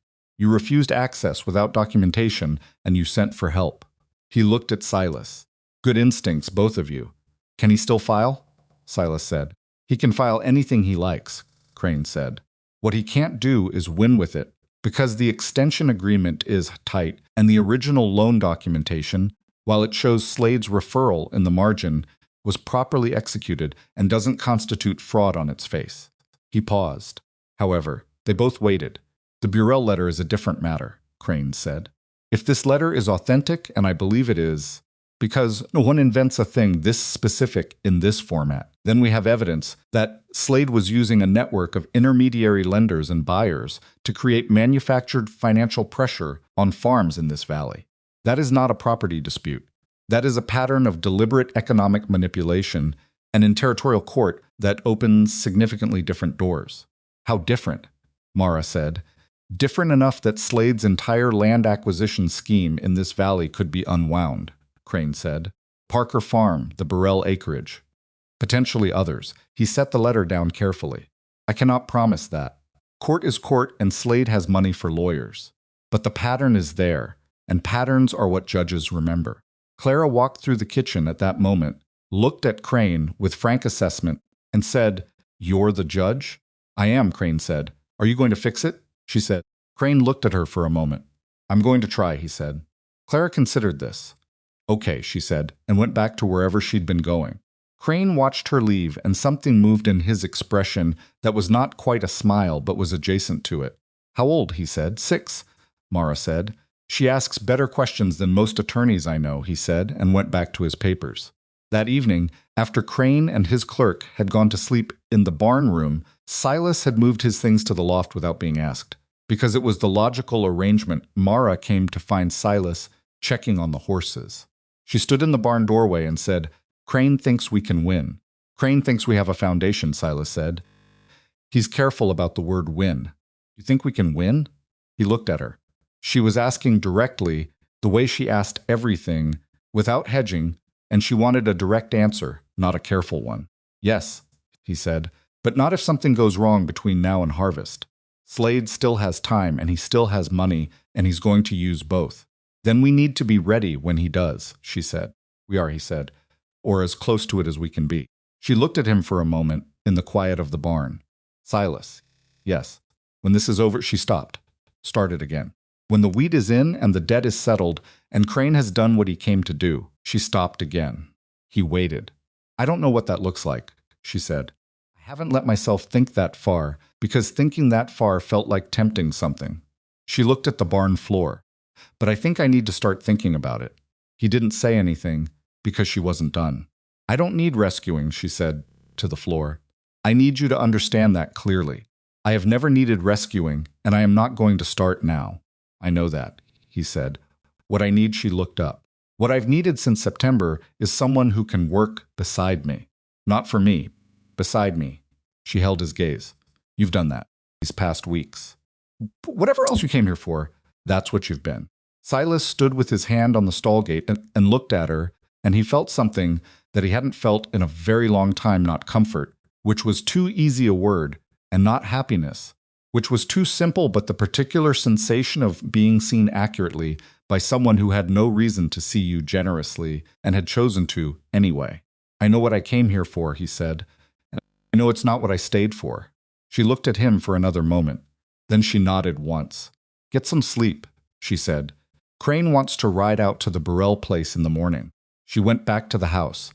Silas stood in the barn in the quiet and the cold and the smell of hay and horses, and outside the Montana night was very clear, kind of clear that only comes in late winter when the air is too cold to hold anything, and the stars are sharp and close. He stayed there for a while. Then he went to sleep in the loft. Crane spent 2 more days at Red Willow and in the neighboring farms, and by the time he left he had taken away with him Wallace Burrell's letter, a signed statement from Carl Parker, a preliminary affidavit from Dora Henderson about the contracted hands who'd left and the equipment rental that had fallen through, and a detailed accounting from Silas of his conversation with Slade in Billings and the business record showing Slade Slode's role in the original referral. He shook Silas's hand at the wagon and said, "I'll file a protective brief with the territorial court in Billings within the week. It won't stop Slade from doing anything in the short term, but it establishes a record, and a record matters." "How long before the land board challenge becomes a real risk?" Silas said. "If he hasn't filed by next week, he's not going to file before your harvest window," Crane said. "The board process has its own minimum timelines. He missed the optimal window when his man Garrett came out here and got turned away without documentation." A pause. "He's going to try something else." "I know," Silas said. "Whatever it is, document it," Crane said. "Everything. Write it down the day it happens with the time and the names, and put it in that tin box of hers." "She's already doing that," Silas said. Crane looked at him. "Of course she is," he said, and climbed into the wagon. What Slade tried next was the threshing crew. Not the Marsh brothers, they were already gone. Their cancellation already factored into the plan. Slade went after the Miles City crew instead, and he did it not by buying their cancellation, but by doing something more precise and considerably harder to combat. He spread a story. The story was that Red Willow Farm was in the middle of a territorial legal dispute, that the extension agreement was under formal challenge, and that any crew that came to harvest the Whitlock wheat could find themselves caught up in contested property litigation if they completed work on land that was under question. It was not true, not technically, but it was close enough to the shape of a true thing that it moved like truth through the network of seasonal workers and equipment crews that connected farms across eastern Montana. The Miles City crew foreman sent a letter. Mara read it at the kitchen table on a Monday morning in early March, 3 weeks before the earliest edge of the harvest window, And when she was done, she set it down and sat very still for about 30 seconds, and then said, in a completely level voice, "He told them we're in litigation." Silas read the letter. He told them there's a dispute. He didn't say litigation. He was careful about that. It doesn't matter what word he used, Mara said. The effect is the same. The Miles City crew doesn't want the risk. Can we talk to them directly? Crane could write a letter explaining the actual legal situation. By the time we get a letter from Crane to Miles City and they consider it and write back, we've lost 2 weeks, Mara said. 2 weeks we don't have. Silas knew she was right. He sat across from her and thought through every option he had available and eliminated each one in turn for the same reason: time. Every solution that involved correspondence took time. Every solution that involved travel took time. The harvest window was a fixed thing, and the calendar didn't care about letters. The neighbors, Mara said. He looked at her. The people I talked to, she said. Henderson has equipment. Not threshing equipment, but he has horses and a binder that could handle part of the field. Brilpril has men he runs a larger operation. He has hired hands who know harvest work. She was thinking out loud, not at him but with him, which he had come to recognize as one of her highest forms of communication. Parker has nothing because Slade took everything, but Carl himself can work, and he said he would. You're talking about building a scratch crew out of neighbors, Silas said. I'm talking about using what's actually available, she said, which is what I've been doing since September. It won't be as fast as a professional threshing crew. No, she said. So we need more people. How many more? She looked at him. How many men do you have in Helena? He thought about it. Prent, Tiss, 2 clerks. A property man who used to work harvest in Kansas before he came to me. Can you bring them here? They'd need wages. Against the debt, she said automatically. Mara, the accounting on this is getting complicated. I know, she said. Write it down, all of it. Every dollar. We'll settle it properly when the wheat is in. He looked at her for a moment. She looked back. There was no desperation in her face. There was calculation, clear and cold and running fast, and something underneath it that was not quite fear, but was the thing you feel when you're looking directly at the edge of what's possible. All right, he said. I'll send for Prentice today, and I'm going back to Henderson and Burrell, she said. I need their answer by Wednesday. That's 2 days. I know how many days Wednesday is, she said and stood up. She came back from Henderson's on Tuesday evening with Frank Henderson's reluctant but firm yes, and from Burrell's with 2 hired men confirmed for the week of harvest, and Wallace Burrell himself planning to come with his binder. She also came back with something she hadn't gone looking for, which was the news that the Dawson family, 3 farms north, had heard what Slade had done with the Miles City crew story and were furious. Ed Dawson had had his own run-in with Slade 2 years back, an equipment loan that had gone sideways in a way he'd never been able to fully explain, and he had been waiting, as he apparently told Mara with considerable feeling, for an opportunity to do something about it that wasn't just standing in his own kitchen being angry. He was sending 2 men and a wagon. By Wednesday morning, Silas had counted, between Prentice and the Helena men, Henderson's horses and hands, Burrell's crew, the Parker men, and Dawson's too. They had enough bodies and enough equipment to work 40 acres in the harvest window if the weather cooperated, and nothing broke down, and everyone showed up when they said they would. None of those were certain, but none of them were impossible. Caleb stood in the kitchen while Silas was going through the numbers and said, "Is it enough?" Silas looked at him. "On paper." "What about not on paper?" "Not on paper. We need the thaw to come in the right week, and we need 3 days without rain during harvest. And we need nobody to pull out at the last minute." He paused. "It's enough if things go reasonably." Caleb thought about this. "Things haven't been going reasonably." "No," Silas said. "So what do we do about the parts that aren't reasonable?" Silas looked at the boy, 15 years old, with his father's eyes, and his mother's way of asking questions that cut to the actual matter, and said, "We work fast enough that Slade runs out of time to find another angle." Caleb nodded slowly. "Is that a real answer? Or are you just saying something that sounds like one?" Caleb said. Silas almost smiled. "Both," he said. "The thaw came early. Not drastically early. Not the kind of early that causes flooding and washes out roads and turns fields into something you can't work. Just a week ahead of the most conservative estimate, which meant the harvest window opened sooner than Slade had calculated when he'd been working out his timeline for disruption. Most of its windows were dark. It was March 19th when Silas walked out to the south field in the early morning and pushed his hand through the softening snow and felt something different beneath it. The soil moving, the frost releasing, the particular loosening that meant the field was waking up. He stood there for a moment with his bare hand in the earth, the same way he'd stood at the field's edge in January with Caleb. He went back to the house and told Mara. She put her coat on and went out herself, gone for 20 minutes. When she came back, her boots were muddy and her face had an expression he hadn't seen before, not quite relief, because relief was too passive for what she was feeling, more like the look of someone who has been running towards something for a very long time and can finally see it. Send word to everyone, she said. We start in 10 days. Slade is going to find out the timeline moved, Silas said. I know, she said. Let him. He may still try something. He's been trying something since January, she said. At some point, you have to stop waiting for him to stop and just start. Silas sent the letters that afternoon. Prentice arrived from Helena with the 2 clerks and the property man, whose name was Adler, and who did indeed know harvest work 4 days later. Henderson confirmed. Burrell confirmed. Parker confirmed. Dawson's men confirmed. The equipment began arriving the day before they planned to start, a slow accumulation of wagons and horses and machinery in the yard of Red Willow Farm, and Mara walked among it, taking inventory with the quiet authority of someone who has been managing logistics under pressure for so long that a yard full of equipment and borrowed men barely raised her pulse. Thomas watched from the porch with his arms crossed, saying nothing. Then he walked down the steps and went to help Adler with the binder. Silas stood at the edge of the yard and watched the farm fill up with the practical machinery of survival.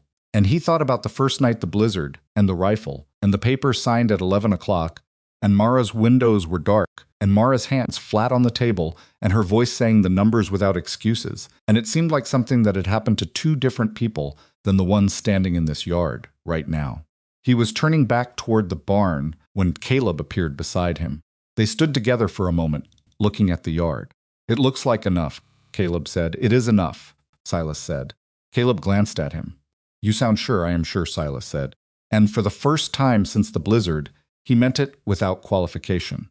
The morning they started, 4 of Slade's men rode onto the property. Silas saw them from across the field, 4 riders, moving at a controlled pace. Not hard riding, not dramatic, but with the specific purposeful quality of men who have been given instructions and intend to carry them out. They came through the gate and across the yard and stopped at the edge of where the equipment was staged. Their leader was not Garrett. This was a different man, older, heavier, with a weathered look of someone who had done physical work before he'd started doing whatever it was he currently did for Slade. Silas walked to meet them before they could reach Mara. Behind him, he was aware, without looking, that the work in the field had not stopped. He could hear it, the steady, mechanical rhythm of the binder, the voices of men working, the sound of a harvest that had been 6 months in the becoming and was not going to pause for 4 riders. The leader said his name was Connell and that he represented a party with a legal interest in the property, and they were there quite to conduct an inspection under the authority of a preliminary land board order. Silas said, "Show me the order." Connell produced a document. Silas read it carefully. It had a land board letterhead and a reference number and 2 signatures. It was on its surface a legitimate document. He looked at Connell. "This is dated yesterday," he said. "That's correct," Connell said. "The minimum notice requirement for a land board order of this type is 14 days, Silas said. "You can't execute a same-day order. The board has emergency provisions. The emergency provision applies to imminent destruction of contested property," Silas said, "not to an active harvest on property under a valid extension agreement." He reached into his coat and produced the extension agreement, the Crane brief, and a copy of the protective filing Crane had submitted to the territorial court. He put all 3 in Connell's hands. "You're looking at a legally documented harvest on legally uncontested property. You have no authority here today." Behind him, the binder kept moving. The men kept working. Connell looked at the documents. He looked at Silas. He looked past Silas at the field, where 20 men were working in plain sight of 4 witnesses. Plus however many people were in the surrounding farmsteads within eye line of the road. He looked at the document in his hand again. "We'll be verifying this with the board," he said. Please do, Silas said. You can verify it from town. You're not needed on this property. A pause. One of the other riders said something quiet to Connell that Silas couldn't hear. Connell folded the documents and handed them back to Silas. We'll be in contact with the board, he said again, which was what people said when they didn't have anything else to say. They left. Silas stood and watched them go until they were through the gate and back on the road, and then he turned around. Mara was standing 10 feet behind him. She hadn't stopped them. She hadn't stepped in. She had stood behind him with her arms at her sides and watched. And when the riders were gone, she looked at him with an expression that was not gratitude. She was too careful with gratitude to spend it on something that had simply gone correctly, but was something close to it. The binder is falling behind on the east row, she said. I'll tell Adler, he said. And the Henderson horse is favoring its left front, she said. Someone needs to check the shoe. I'll find Caleb, he said. She nodded and walked back into the field, and Silas stood for one more moment in the place where 4 riders had just retreated, and he thought about the way she'd stood behind him, not needing to act but present, fully present, watching everything, and understood that this was what it looked like when 2 people were actually working together. Not one leading and one following. Both watching. Both ready. He went to find Caleb about the horse. They worked until dark that first day, and then past dark with lanterns, and Mara did not tell anyone to stop, because there was no reason to stop, while there was still light enough to work, and men willing to work it. By nightfall, the east half of the south section was done. By the end of the second day, 3/4 of the field was cut. The morning of the third day brought clouds from the northwest, not the hard gray of a serious storm, but the soft variable gray of weather that was making up its mind. And Mara looked at the sky at breakfast and said, "We finished today." Everyone ate fast. Nobody asked if she was sure. They were in the field by 6:30, and the clouds were still undecided. And by noon, the last rows were standing, and by 2 in the afternoon, they were cutting them. And by late afternoon, the last of Gideon Whitlock's wheat was off the ground. Mara stood at the edge of the empty field and looked at it. Silas stood beside her. Neither of them said anything for a while. The field was cut stubble and cold March light and the distant sound of men loading the last wagons, and it was not beautiful. In any formal sense, it was muddy and imperfect, and the east drainage was still a problem, and the north fence still needed work, but it was done. "We need to weigh it," Mara said. "Tomorrow," Silas said. "I want to know the number." "Tomorrow," he said gently. "Tonight you need to feed 20 men. Tonight you need to feed, and let yourself have one evening where you don't have to calculate anything." She looked at him sideways. "I'm always calculating." "I know," he said. "One evening." She looked at the field one more time. "It's going to be enough," she said. It was not a question. "Going to be enough," he said. Above them, the clouds finally made their decision, and it started to soft, cold, the kind of rain that comes when the season is changing, and the world is deciding what to do next. They stood in it for a moment, without moving, and the rain came down on the cut field, and the muddy yard, and the empty wagons, and the people moving between them, and none of it cared that they were standing in it, and both of them were too tired, and too relieved, and too full of what the last 6 months had cost to move just yet. Then Mara said, "Come inside," and walked toward the house. Silas looked at the field one more time. Then he followed her in. The wheat weighed out at 4,300 bushels. Silas stood at the grain merchant's scale in town the following morning while the man wrote the number down twice, once in his ledger and once on a receipt, and Silas looked at that number and did the calculation in his head the way he'd been doing it for 3 months, substituting real figures, projections, and when he finished, he stood very still for a moment. Then he folded the receipt, put it in his coat pocket, and rode back to Red Willow. Mara was in the kitchen when he came in. She looked at his face before he said anything, and then she looked away, back at whatever she'd been doing at the counter. But because she already knew from his face, and she needed a moment before she heard it said out loud. 4,300, he said. She set down what was in her hands. "That covers the debt," she said. "The debt, the operational costs, the Miles City contingency deposit, Prentice and Adler and the clerks, the Henderson contract, the Burrell crew wages, the premium I agreed to with Dawson's men." He paused. "And leaves you 4 months of operating funds on top of it." She turned around. Her face was doing several things at once, and none of them were simple. Was relief in it real relief, the kind that lives in the body, and not just the mind, that loosened something in the jaw and the shoulders that you've been holding tight for so long you forgot it was tight. But there was something else underneath it that was harder to look at. Something that had to do with 6 months of calculating and carrying and not allowing herself to believe it would work until it had actually worked. And the cost of that kind of sustained not believing was not a small thing, and now that she didn't have to do it anymore, it was settling into her face all at once. She pressed her lips together. 4 months, she said. 4 months, he said. Comfortable 4 months, not tight 4 months. She nodded once. She turned back to the counter. Her shoulders moved in a way that told him she was taking one slow breath and then getting on with it, which was the most Mara Whitlock allowed herself in terms of emotional ceremony. He left her to it. He went to the barn and sat down on the overturned crate in the barn room and looked at his own notes spread on the floor around him, the same notes he'd been looking at since January, the running calculation of what they had and what they owed and what the gap between those two numbers was, and he crossed out the final figure and wrote the new one and looked at it. He'd been in the lending business for 19 years, collected on a lot of debts. He could not remember a single one that had felt like this. The grain merchant paid out at the end of the week, which was standard, and Mara came to Silas on a Friday evening with an envelope and set it on the table in front of him with the same flat purposefulness she brought to everything. "Count it," she said. "I trust your count," he said. "Count it anyway," she said. "I want it witnessed." He counted it.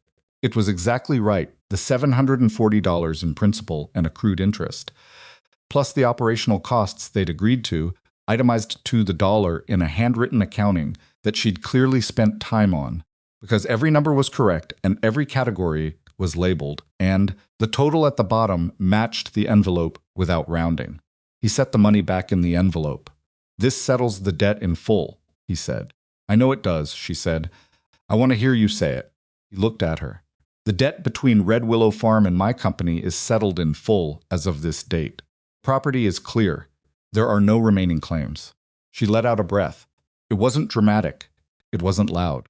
It was barely audible, just the slow release of something she'd been holding. Since the day she'd found that first letter in November, or maybe since September, when Gideon had died and left her with 40 acres and 5 children, and a secret she hadn't known existed. The breath came out of her, and she stood at the kitchen table with her hands at her sides. And she was quiet for a moment. Then she said, "Thank you." He didn't say "you're welcome," because that felt wrong, like accepting credit for something he'd been on the wrong side of for most of its duration. "Mar," he said. "What?" "I was the instrument," he said. "You were the one who did this." She looked at him for a long moment. "We were both the instrument," she said. "That's the more accurate accounting." He nodded once and put the envelope in his coat. But the debt being paid did not end it. They both knew it wouldn't, and they'd been preparing for the next move since the harvest ended, because Slade was not a man who accepted a single defeat as a conclusion. He was a man who had spent years building a machine, and he was not going to dismantle it because one widow's wheat came in on time. The land board challenge materialized 10 days after the grain was paid out. It arrived as a formal filing this time, properly documented, properly served, delivered by a territorial marshal who was doing his job and clearly had some personal discomfort with the specific job he was currently doing, based on the way he handed Mara the papers and said, "Ma'am, I'm sorry for the trouble," which was not a thing territorial marshals typically said. Mara read through the filing at the table with Silas and Crane, who had come back from Billings when Silas had sent word that Slade was likely to move after the harvest. The challenge argued 3 things: that the original extension agreement had been executed under duress, that the loan itself had been improperly structured, and that the property should be placed under land board oversight pending review of the debt settlement.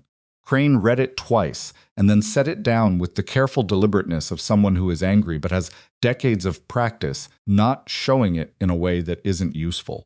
"He's not trying to win this argument," Crane said. "He's trying to create delay. If the board places Red Willow under oversight while the challenge is pending, you can't make improvements. You can't expand. You can't take on any additional contracts. Trying to freeze you in place." "How long can he keep it pending?" Mara said. 18 months, potentially, if he works the board relationships correctly, Crane said. Maybe longer. Mara looked at Silas. Silas looked at Crane. Then we don't fight the challenge, Silas said.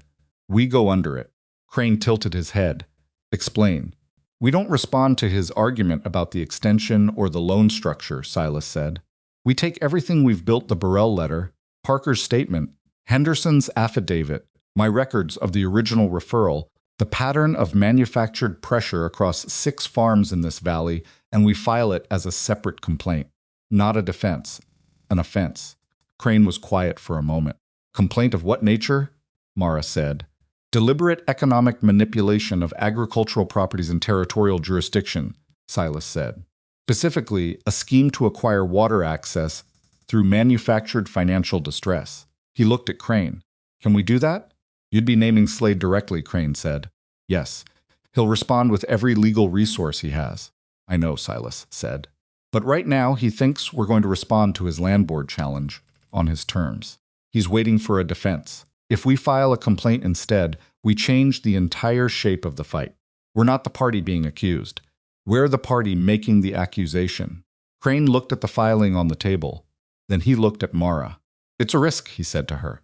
If the complaint fails, the land board challenge is still there, and you've spent resources on an offensive action that didn't connect. What are our chances? Mara said. With the documentation we have? Reasonable. Not certain. Crane paused. The Parker testimony alone is compelling. Combined with the Burrell letter and Rourke's account of the Billings conversation, he stopped, thought. A territorial judge reviewing this pattern has grounds to act. Question of which judge we draw and what kind of day he's having. Mara sat with this for a moment. She looked at the filing. Then she looked up. We file the complaint, she said. Mara, Crane started.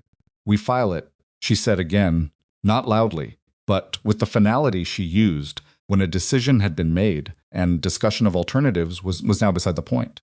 I didn't do all of this to spend 18 months frozen while Slade works his board connections. If we have what you're saying we have, we use it. Crane looked at Silas. Silas said nothing because the decision was hers and she'd made it, and that was the end of it. All right, Crane said. I'll need a week to prepare the filing properly. You have a week, Mara said. Crane filed the complaint on a Thursday in April. The week that followed was the strangest of the entire stretch since January, because there was nothing to do. The wheat was in. The debt was paid. The legal machinery was moving at the pace. Legal machinery moves, which is to say slowly and without regard for the feelings of anyone waiting on it, and Mara and Silas were on the other side of the hardest part, and the next hard part hadn't resolved yet. And in between those two things, there was an uncomfortable amount of space. Silas stayed at Red Willow because leaving felt wrong, and because he had not yet decided how to have the conversation that needed to happen, and Mara did not ask him to leave and did not ask him about the conversation because she was also waiting for something to resolve before she was ready to have it. They existed in this in-between state with a combination of practicality and awkwardness that was, in its own way, more intimate than any of the crisis had been. During the crisis, there was always something to do. In the in-between, you were just two people in a kitchen with the things you hadn't said yet taking up space. Caleb noticed. Of course, he noticed everything. Had been noticing everything since September, the way a person notices everything when survival depends on accurate information. He came to Silas one morning when Mara had ridden out to the Henderson place to return a borrowed piece of equipment, and he sat down at the kitchen table and looked at Silas with his father's eyes and said, without preamble, "Are you going to stay?" Silas set down his coffee. "I don't know yet," he said, because lying to this boy had never been an option and he wasn't going to start. "Why don't you know?" "Because there are things that haven't been said yet," Silas said. "Between your mother and me." Caleb absorbed this. "She's not going to say them first," he said. "She doesn't do that." "I know. She waits for the other person," Caleb said. "She always has. She'll wait until she thinks you've decided something, and then she'll respond to what you decided. She won't tell you what she wants." Silas looked at him. "You understand her well. She's my mother," Caleb said, as if this fully explained everything, which it probably did. Silas turned his coffee cup on the table. "Caleb," he said carefully, "how do you stop? How do I feel about it?" Caleb said, "Yes." Caleb looked at the table for a moment. He was 15, and 15-year-olds carry things in their faces even when they're trying not to. And what was in his face right now was complicated and real and not resolved. My pa is my pa, Caleb said slowly. That doesn't change. Nothing changes that. He paused. But pa's gone, and ma has been carrying this whole place on her back since September, and she needs someone to carry it with her. He looked up. Not for her. She'd hate that with her. Silas said nothing. You do that, Caleb said. You don't try to run things. You don't try to tell her what to do. You show up and you work, and when she has a problem, you think about it with her. He paused again. Pa did that. It's not the same. You're not the same. But it's the same kind of thing. He stood up. Thomas is going to take longer, he said, and that's just how it is. But Thomas will get there. He went outside. Silas sat at the kitchen table in the quiet of Red Willow Farm and looked at the space where a 15-year-old boy had just said the most honest and careful thing that anyone had said to him in years, possibly ever, and he sat with it for a long time. Then he went to find Mara. She was back from Henderson's and in the barn, checking on one of the horses that had been slightly off since the harvest. And she looked up when he came in and then looked back at the horse, because she could tell from the way he came in that this was the conversation. He stood a few feet away and said, I need to tell you something. All right, she said, without stopping what she was doing with the horse. When I came here in January, he said, I had a clear purpose. I had a signed contract and a legal right and a clear purpose. And I thought those three things were the same thing. That having the right to do something and having the reason to do it were the same question with the same answer. She waited. They're not, he said. I knew that in theory. I've known it in theory for years. But knowing it in theory is not the same as standing in someone's kitchen at 11 o'clock at night with their signed paper in your hand and understanding that the paper and the justice aren't necessarily the same thing. Mara turned from the horse and looked at him. I lost my family 12 years ago, he said. My wife. A son who was 4 years old. He stopped. I didn't stop working afterward. I worked more. I worked constantly because work was the one thing that was exactly what it appeared to be a task, with a clear completion, numbers that either added up or they didn't. I was very good at it. He paused. I became someone who treated every human problem like a ledger entry because it was the only way I knew to be in the world without... He stopped again. Without feeling it, Mara said quietly. Yes, he said. She looked at him with an expression that he could not fully read, which was unusual because he'd been learning to read her face for 3 months, and he was reasonably good at it by now. What he could see was that she was listening, truly listening, not preparing her response, but simply taking in what he was saying, the way she took in all important information completely, and without flinching. This place changed that, he said. You and the children and the farm and the winter and all of it. It changed something in me that I thought was past changing. He looked at her. I'm not telling you this because I expect it to mean anything particular to you. I'm telling you because it's true and because I decided this morning that I was done not saying things that were true. Mara was quiet for a moment. Caleb talked to you, she said, this morning. She made a short sound that wasn't quite a laugh. Of course he did. She turned back to the horse briefly, adjusted something, and then turned back to him. Silas. I have 5 children and a farm that nearly killed me this winter, and a territorial legal complaint pending and a north fence that still needs 3 new posts. She paused. I'm not a simple situation. I'm aware, he said. And I'm not... She stopped, pressed her lips together, tried again. I'm not going to become someone who needs someone. I've worked too hard, learning not to need things to give that up. I'm not asking you to need me, he said. I'm asking if you want me here. Those aren't the same question. She looked at him for a long time. Yes, she said finally, just the one word without ornament. He nodded. She went back to the horse. He went to fix the north fence. Slade's response to the complaint arrived 3 weeks later in the form of a counterfiling that was 60 pages long and referenced 17 separate territorial statutes and was, by Crane's assessment, the legal equivalent of a man throwing everything on his desk at the wall in the hope that some things would stick. Crane came in person to deliver this assessment, sitting at Mara's kitchen table with the counterfiling in front of him, and he said, He's scared. Good, Mara said. Scared men with money are still dangerous, Crane said. He's going to request a formal hearing before the territorial court. I expect we'll be assigned a date within 6 weeks. Do we have what we need for the hearing? Silas said.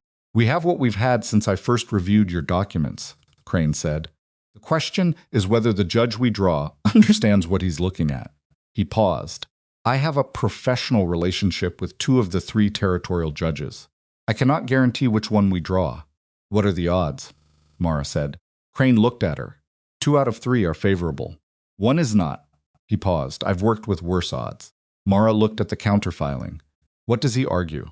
He argues the loan referral was a normal business practice, which is technically true. He argues the financial pressure on Valley Farms is attributable to market conditions, which is partially true. He argues the Parker and Burrell documentation represents personal grievances rather than a coordinated scheme, which is where he's most vulnerable because the Burrell letter specifically references timeline and pricing details that couldn't be coincidental. And my testimony? Silas said. Your testimony as the lender whose company was used in the scheme is significant, Crane said.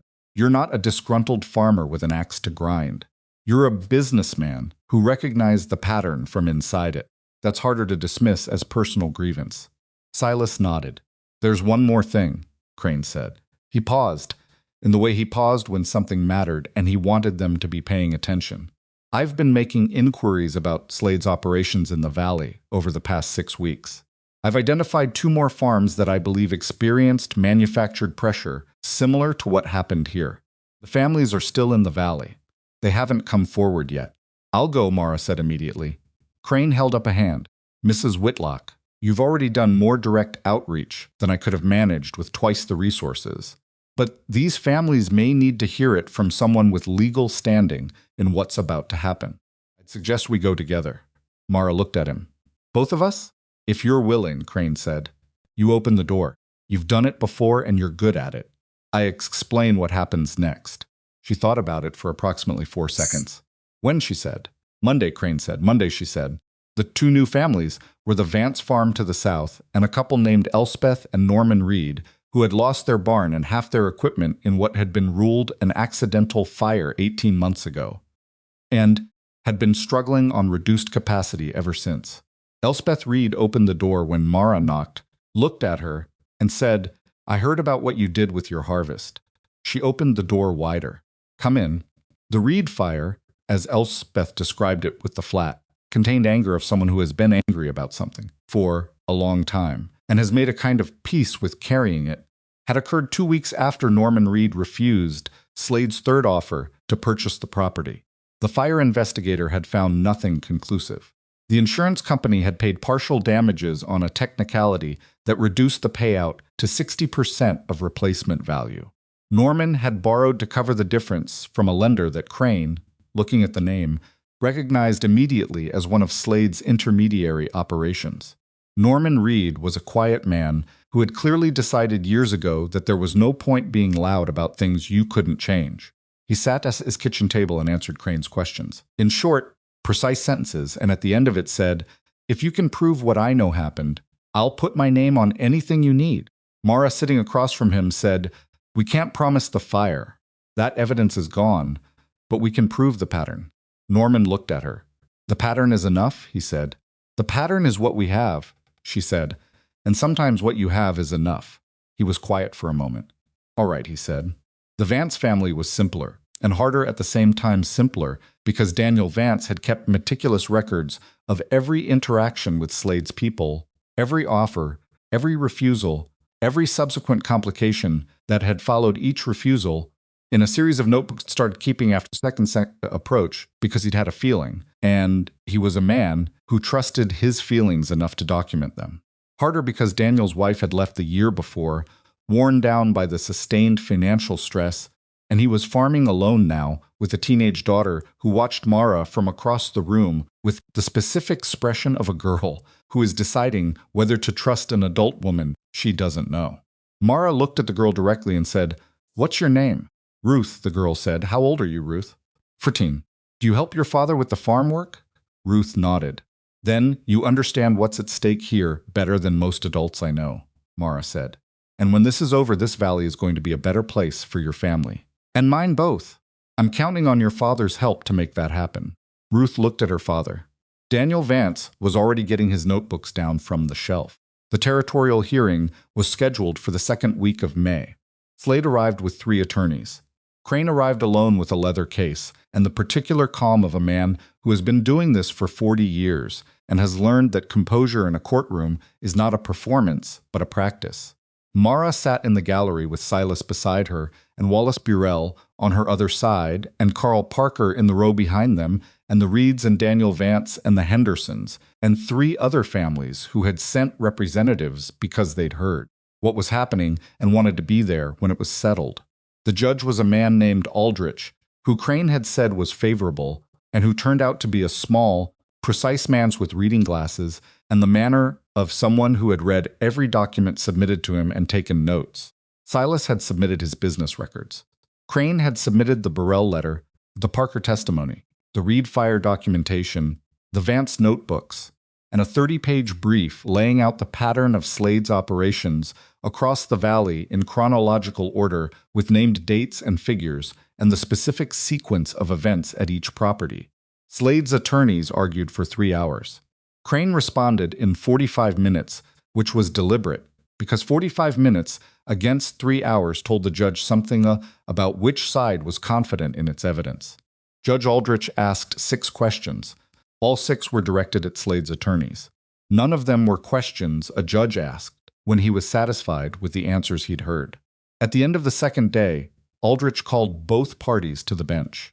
Silas couldn't hear what was said from the gallery. He watched Crane's posture and Slade's attorney's posture and tried to read the room the way he read rooms, which was carefully and with attention to detail. Slade's lead attorney looked like a man who had just discovered he'd been handed a different case than the one he'd prepared for. Crane looked like a man waiting for someone to finish saying something he already knew. They returned to their tables. Aldrich said, "I'm going to recess until tomorrow morning. I want written responses to 3 specific questions from both parties by 9 o'clock tonight." The questions he read aloud were, in Silas's assessment, devastating to Slade's position. They were still the questions you asked when you had already decided something and needed the record to show the process. Mara sat very still beside him through all of it. After the recess, he said quietly, "It's going well." "I know," she said. "I'm not letting myself believe it yet."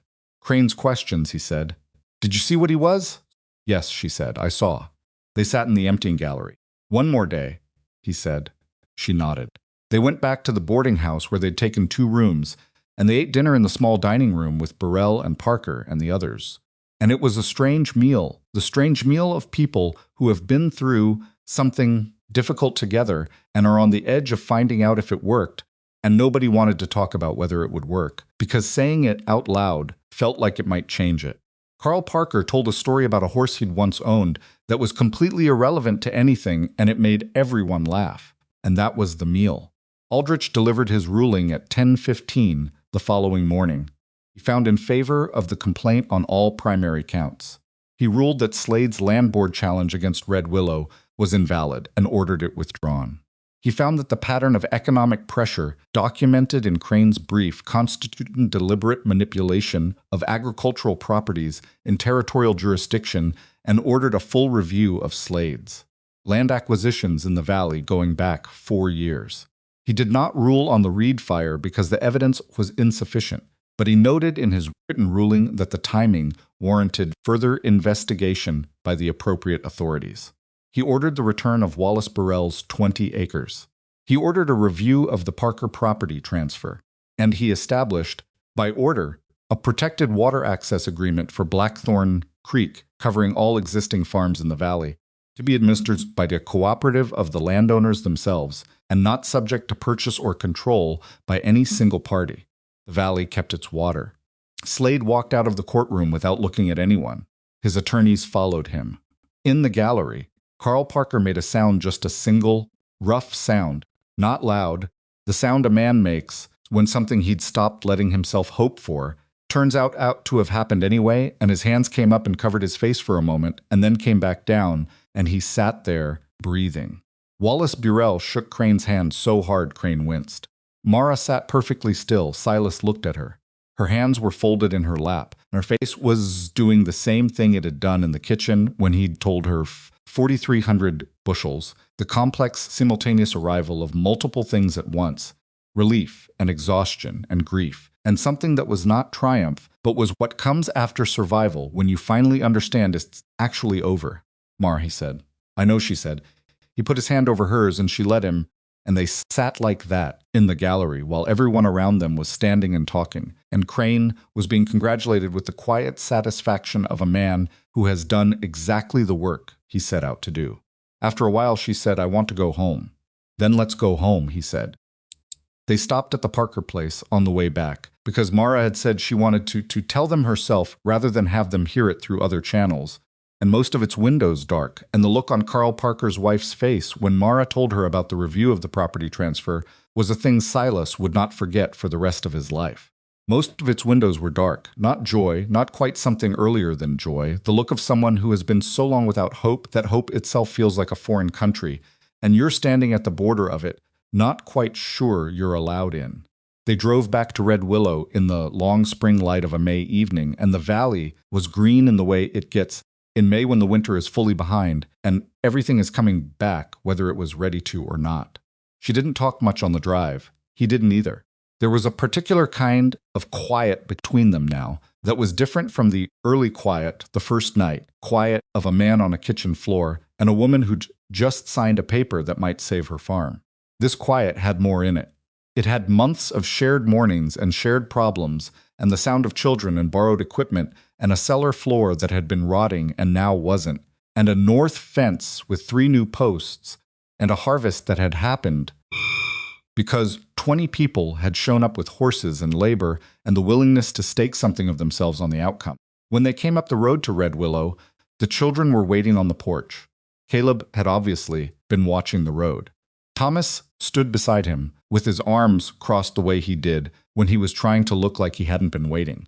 The twins were in full motion before the wagon stopped, running across the yard with the uncomplicated physical enthusiasm of 9-year-olds who wanted information and physical proximity simultaneously.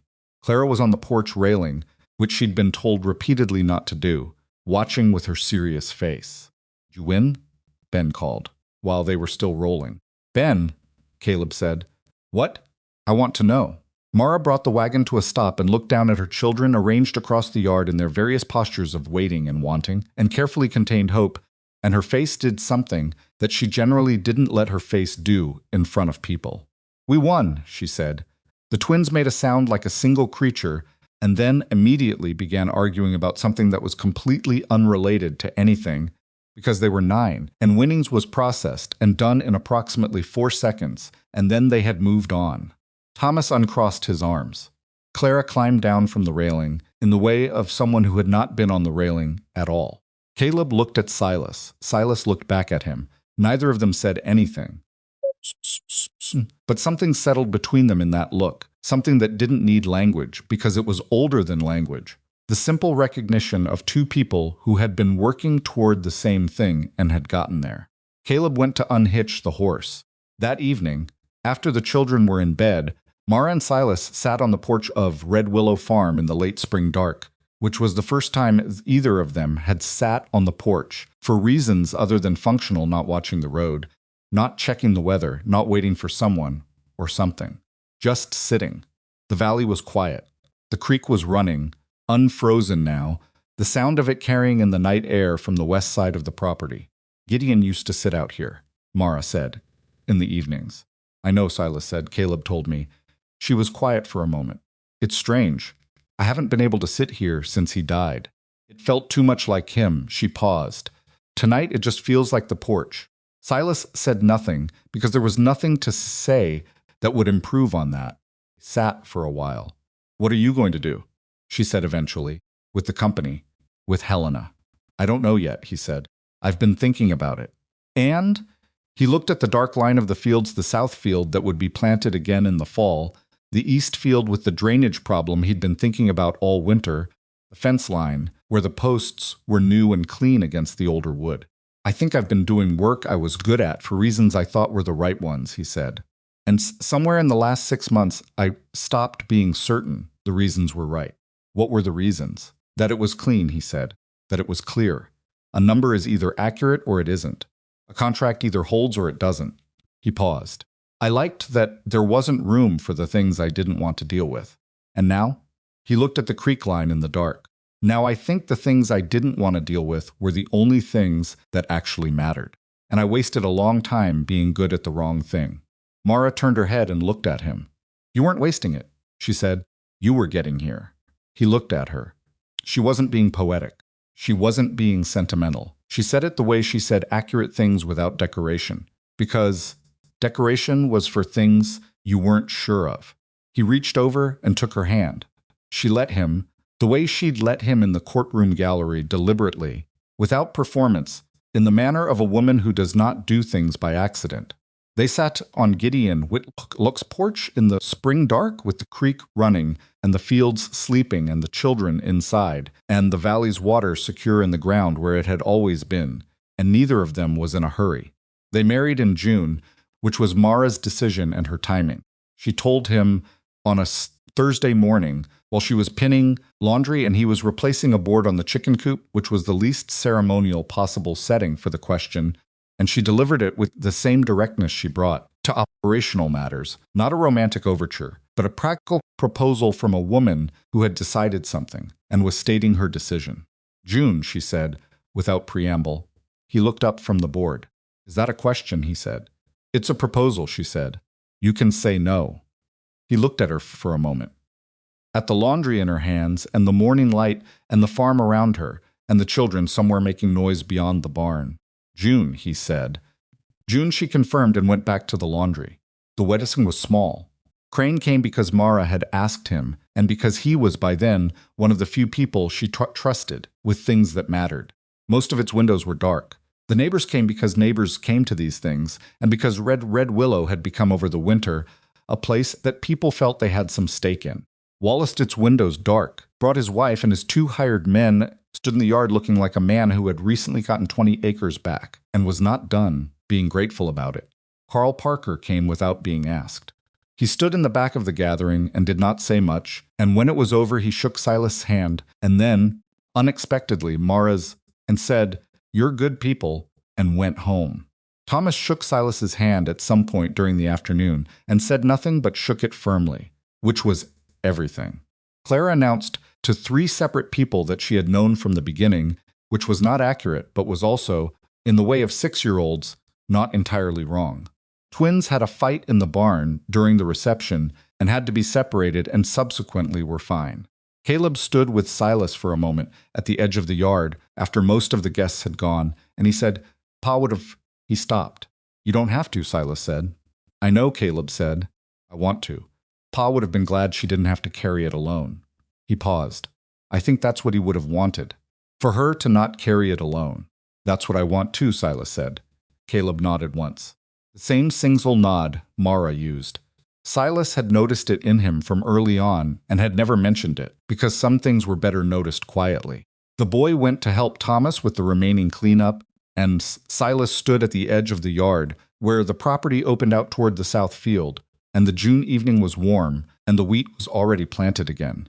New and green against the dark earth, and Blackthorn Creek ran along the western edge of the property the way it had always run. Free and clear and belonging to the valley, the way water belongs to the land it runs through, not to any one person, but available to all of them. He heard the porch door, and Mara came to stand beside him. They looked at the fields together. He had arrived in this place in a blizzard in January, with a signed contract and a clear purpose, and the confidence of a man who had spent 19 years knowing exactly what he was doing. He had come to collect what was owed. He had come with the certainty that what was legal and what was right were the same question. They were not the same question.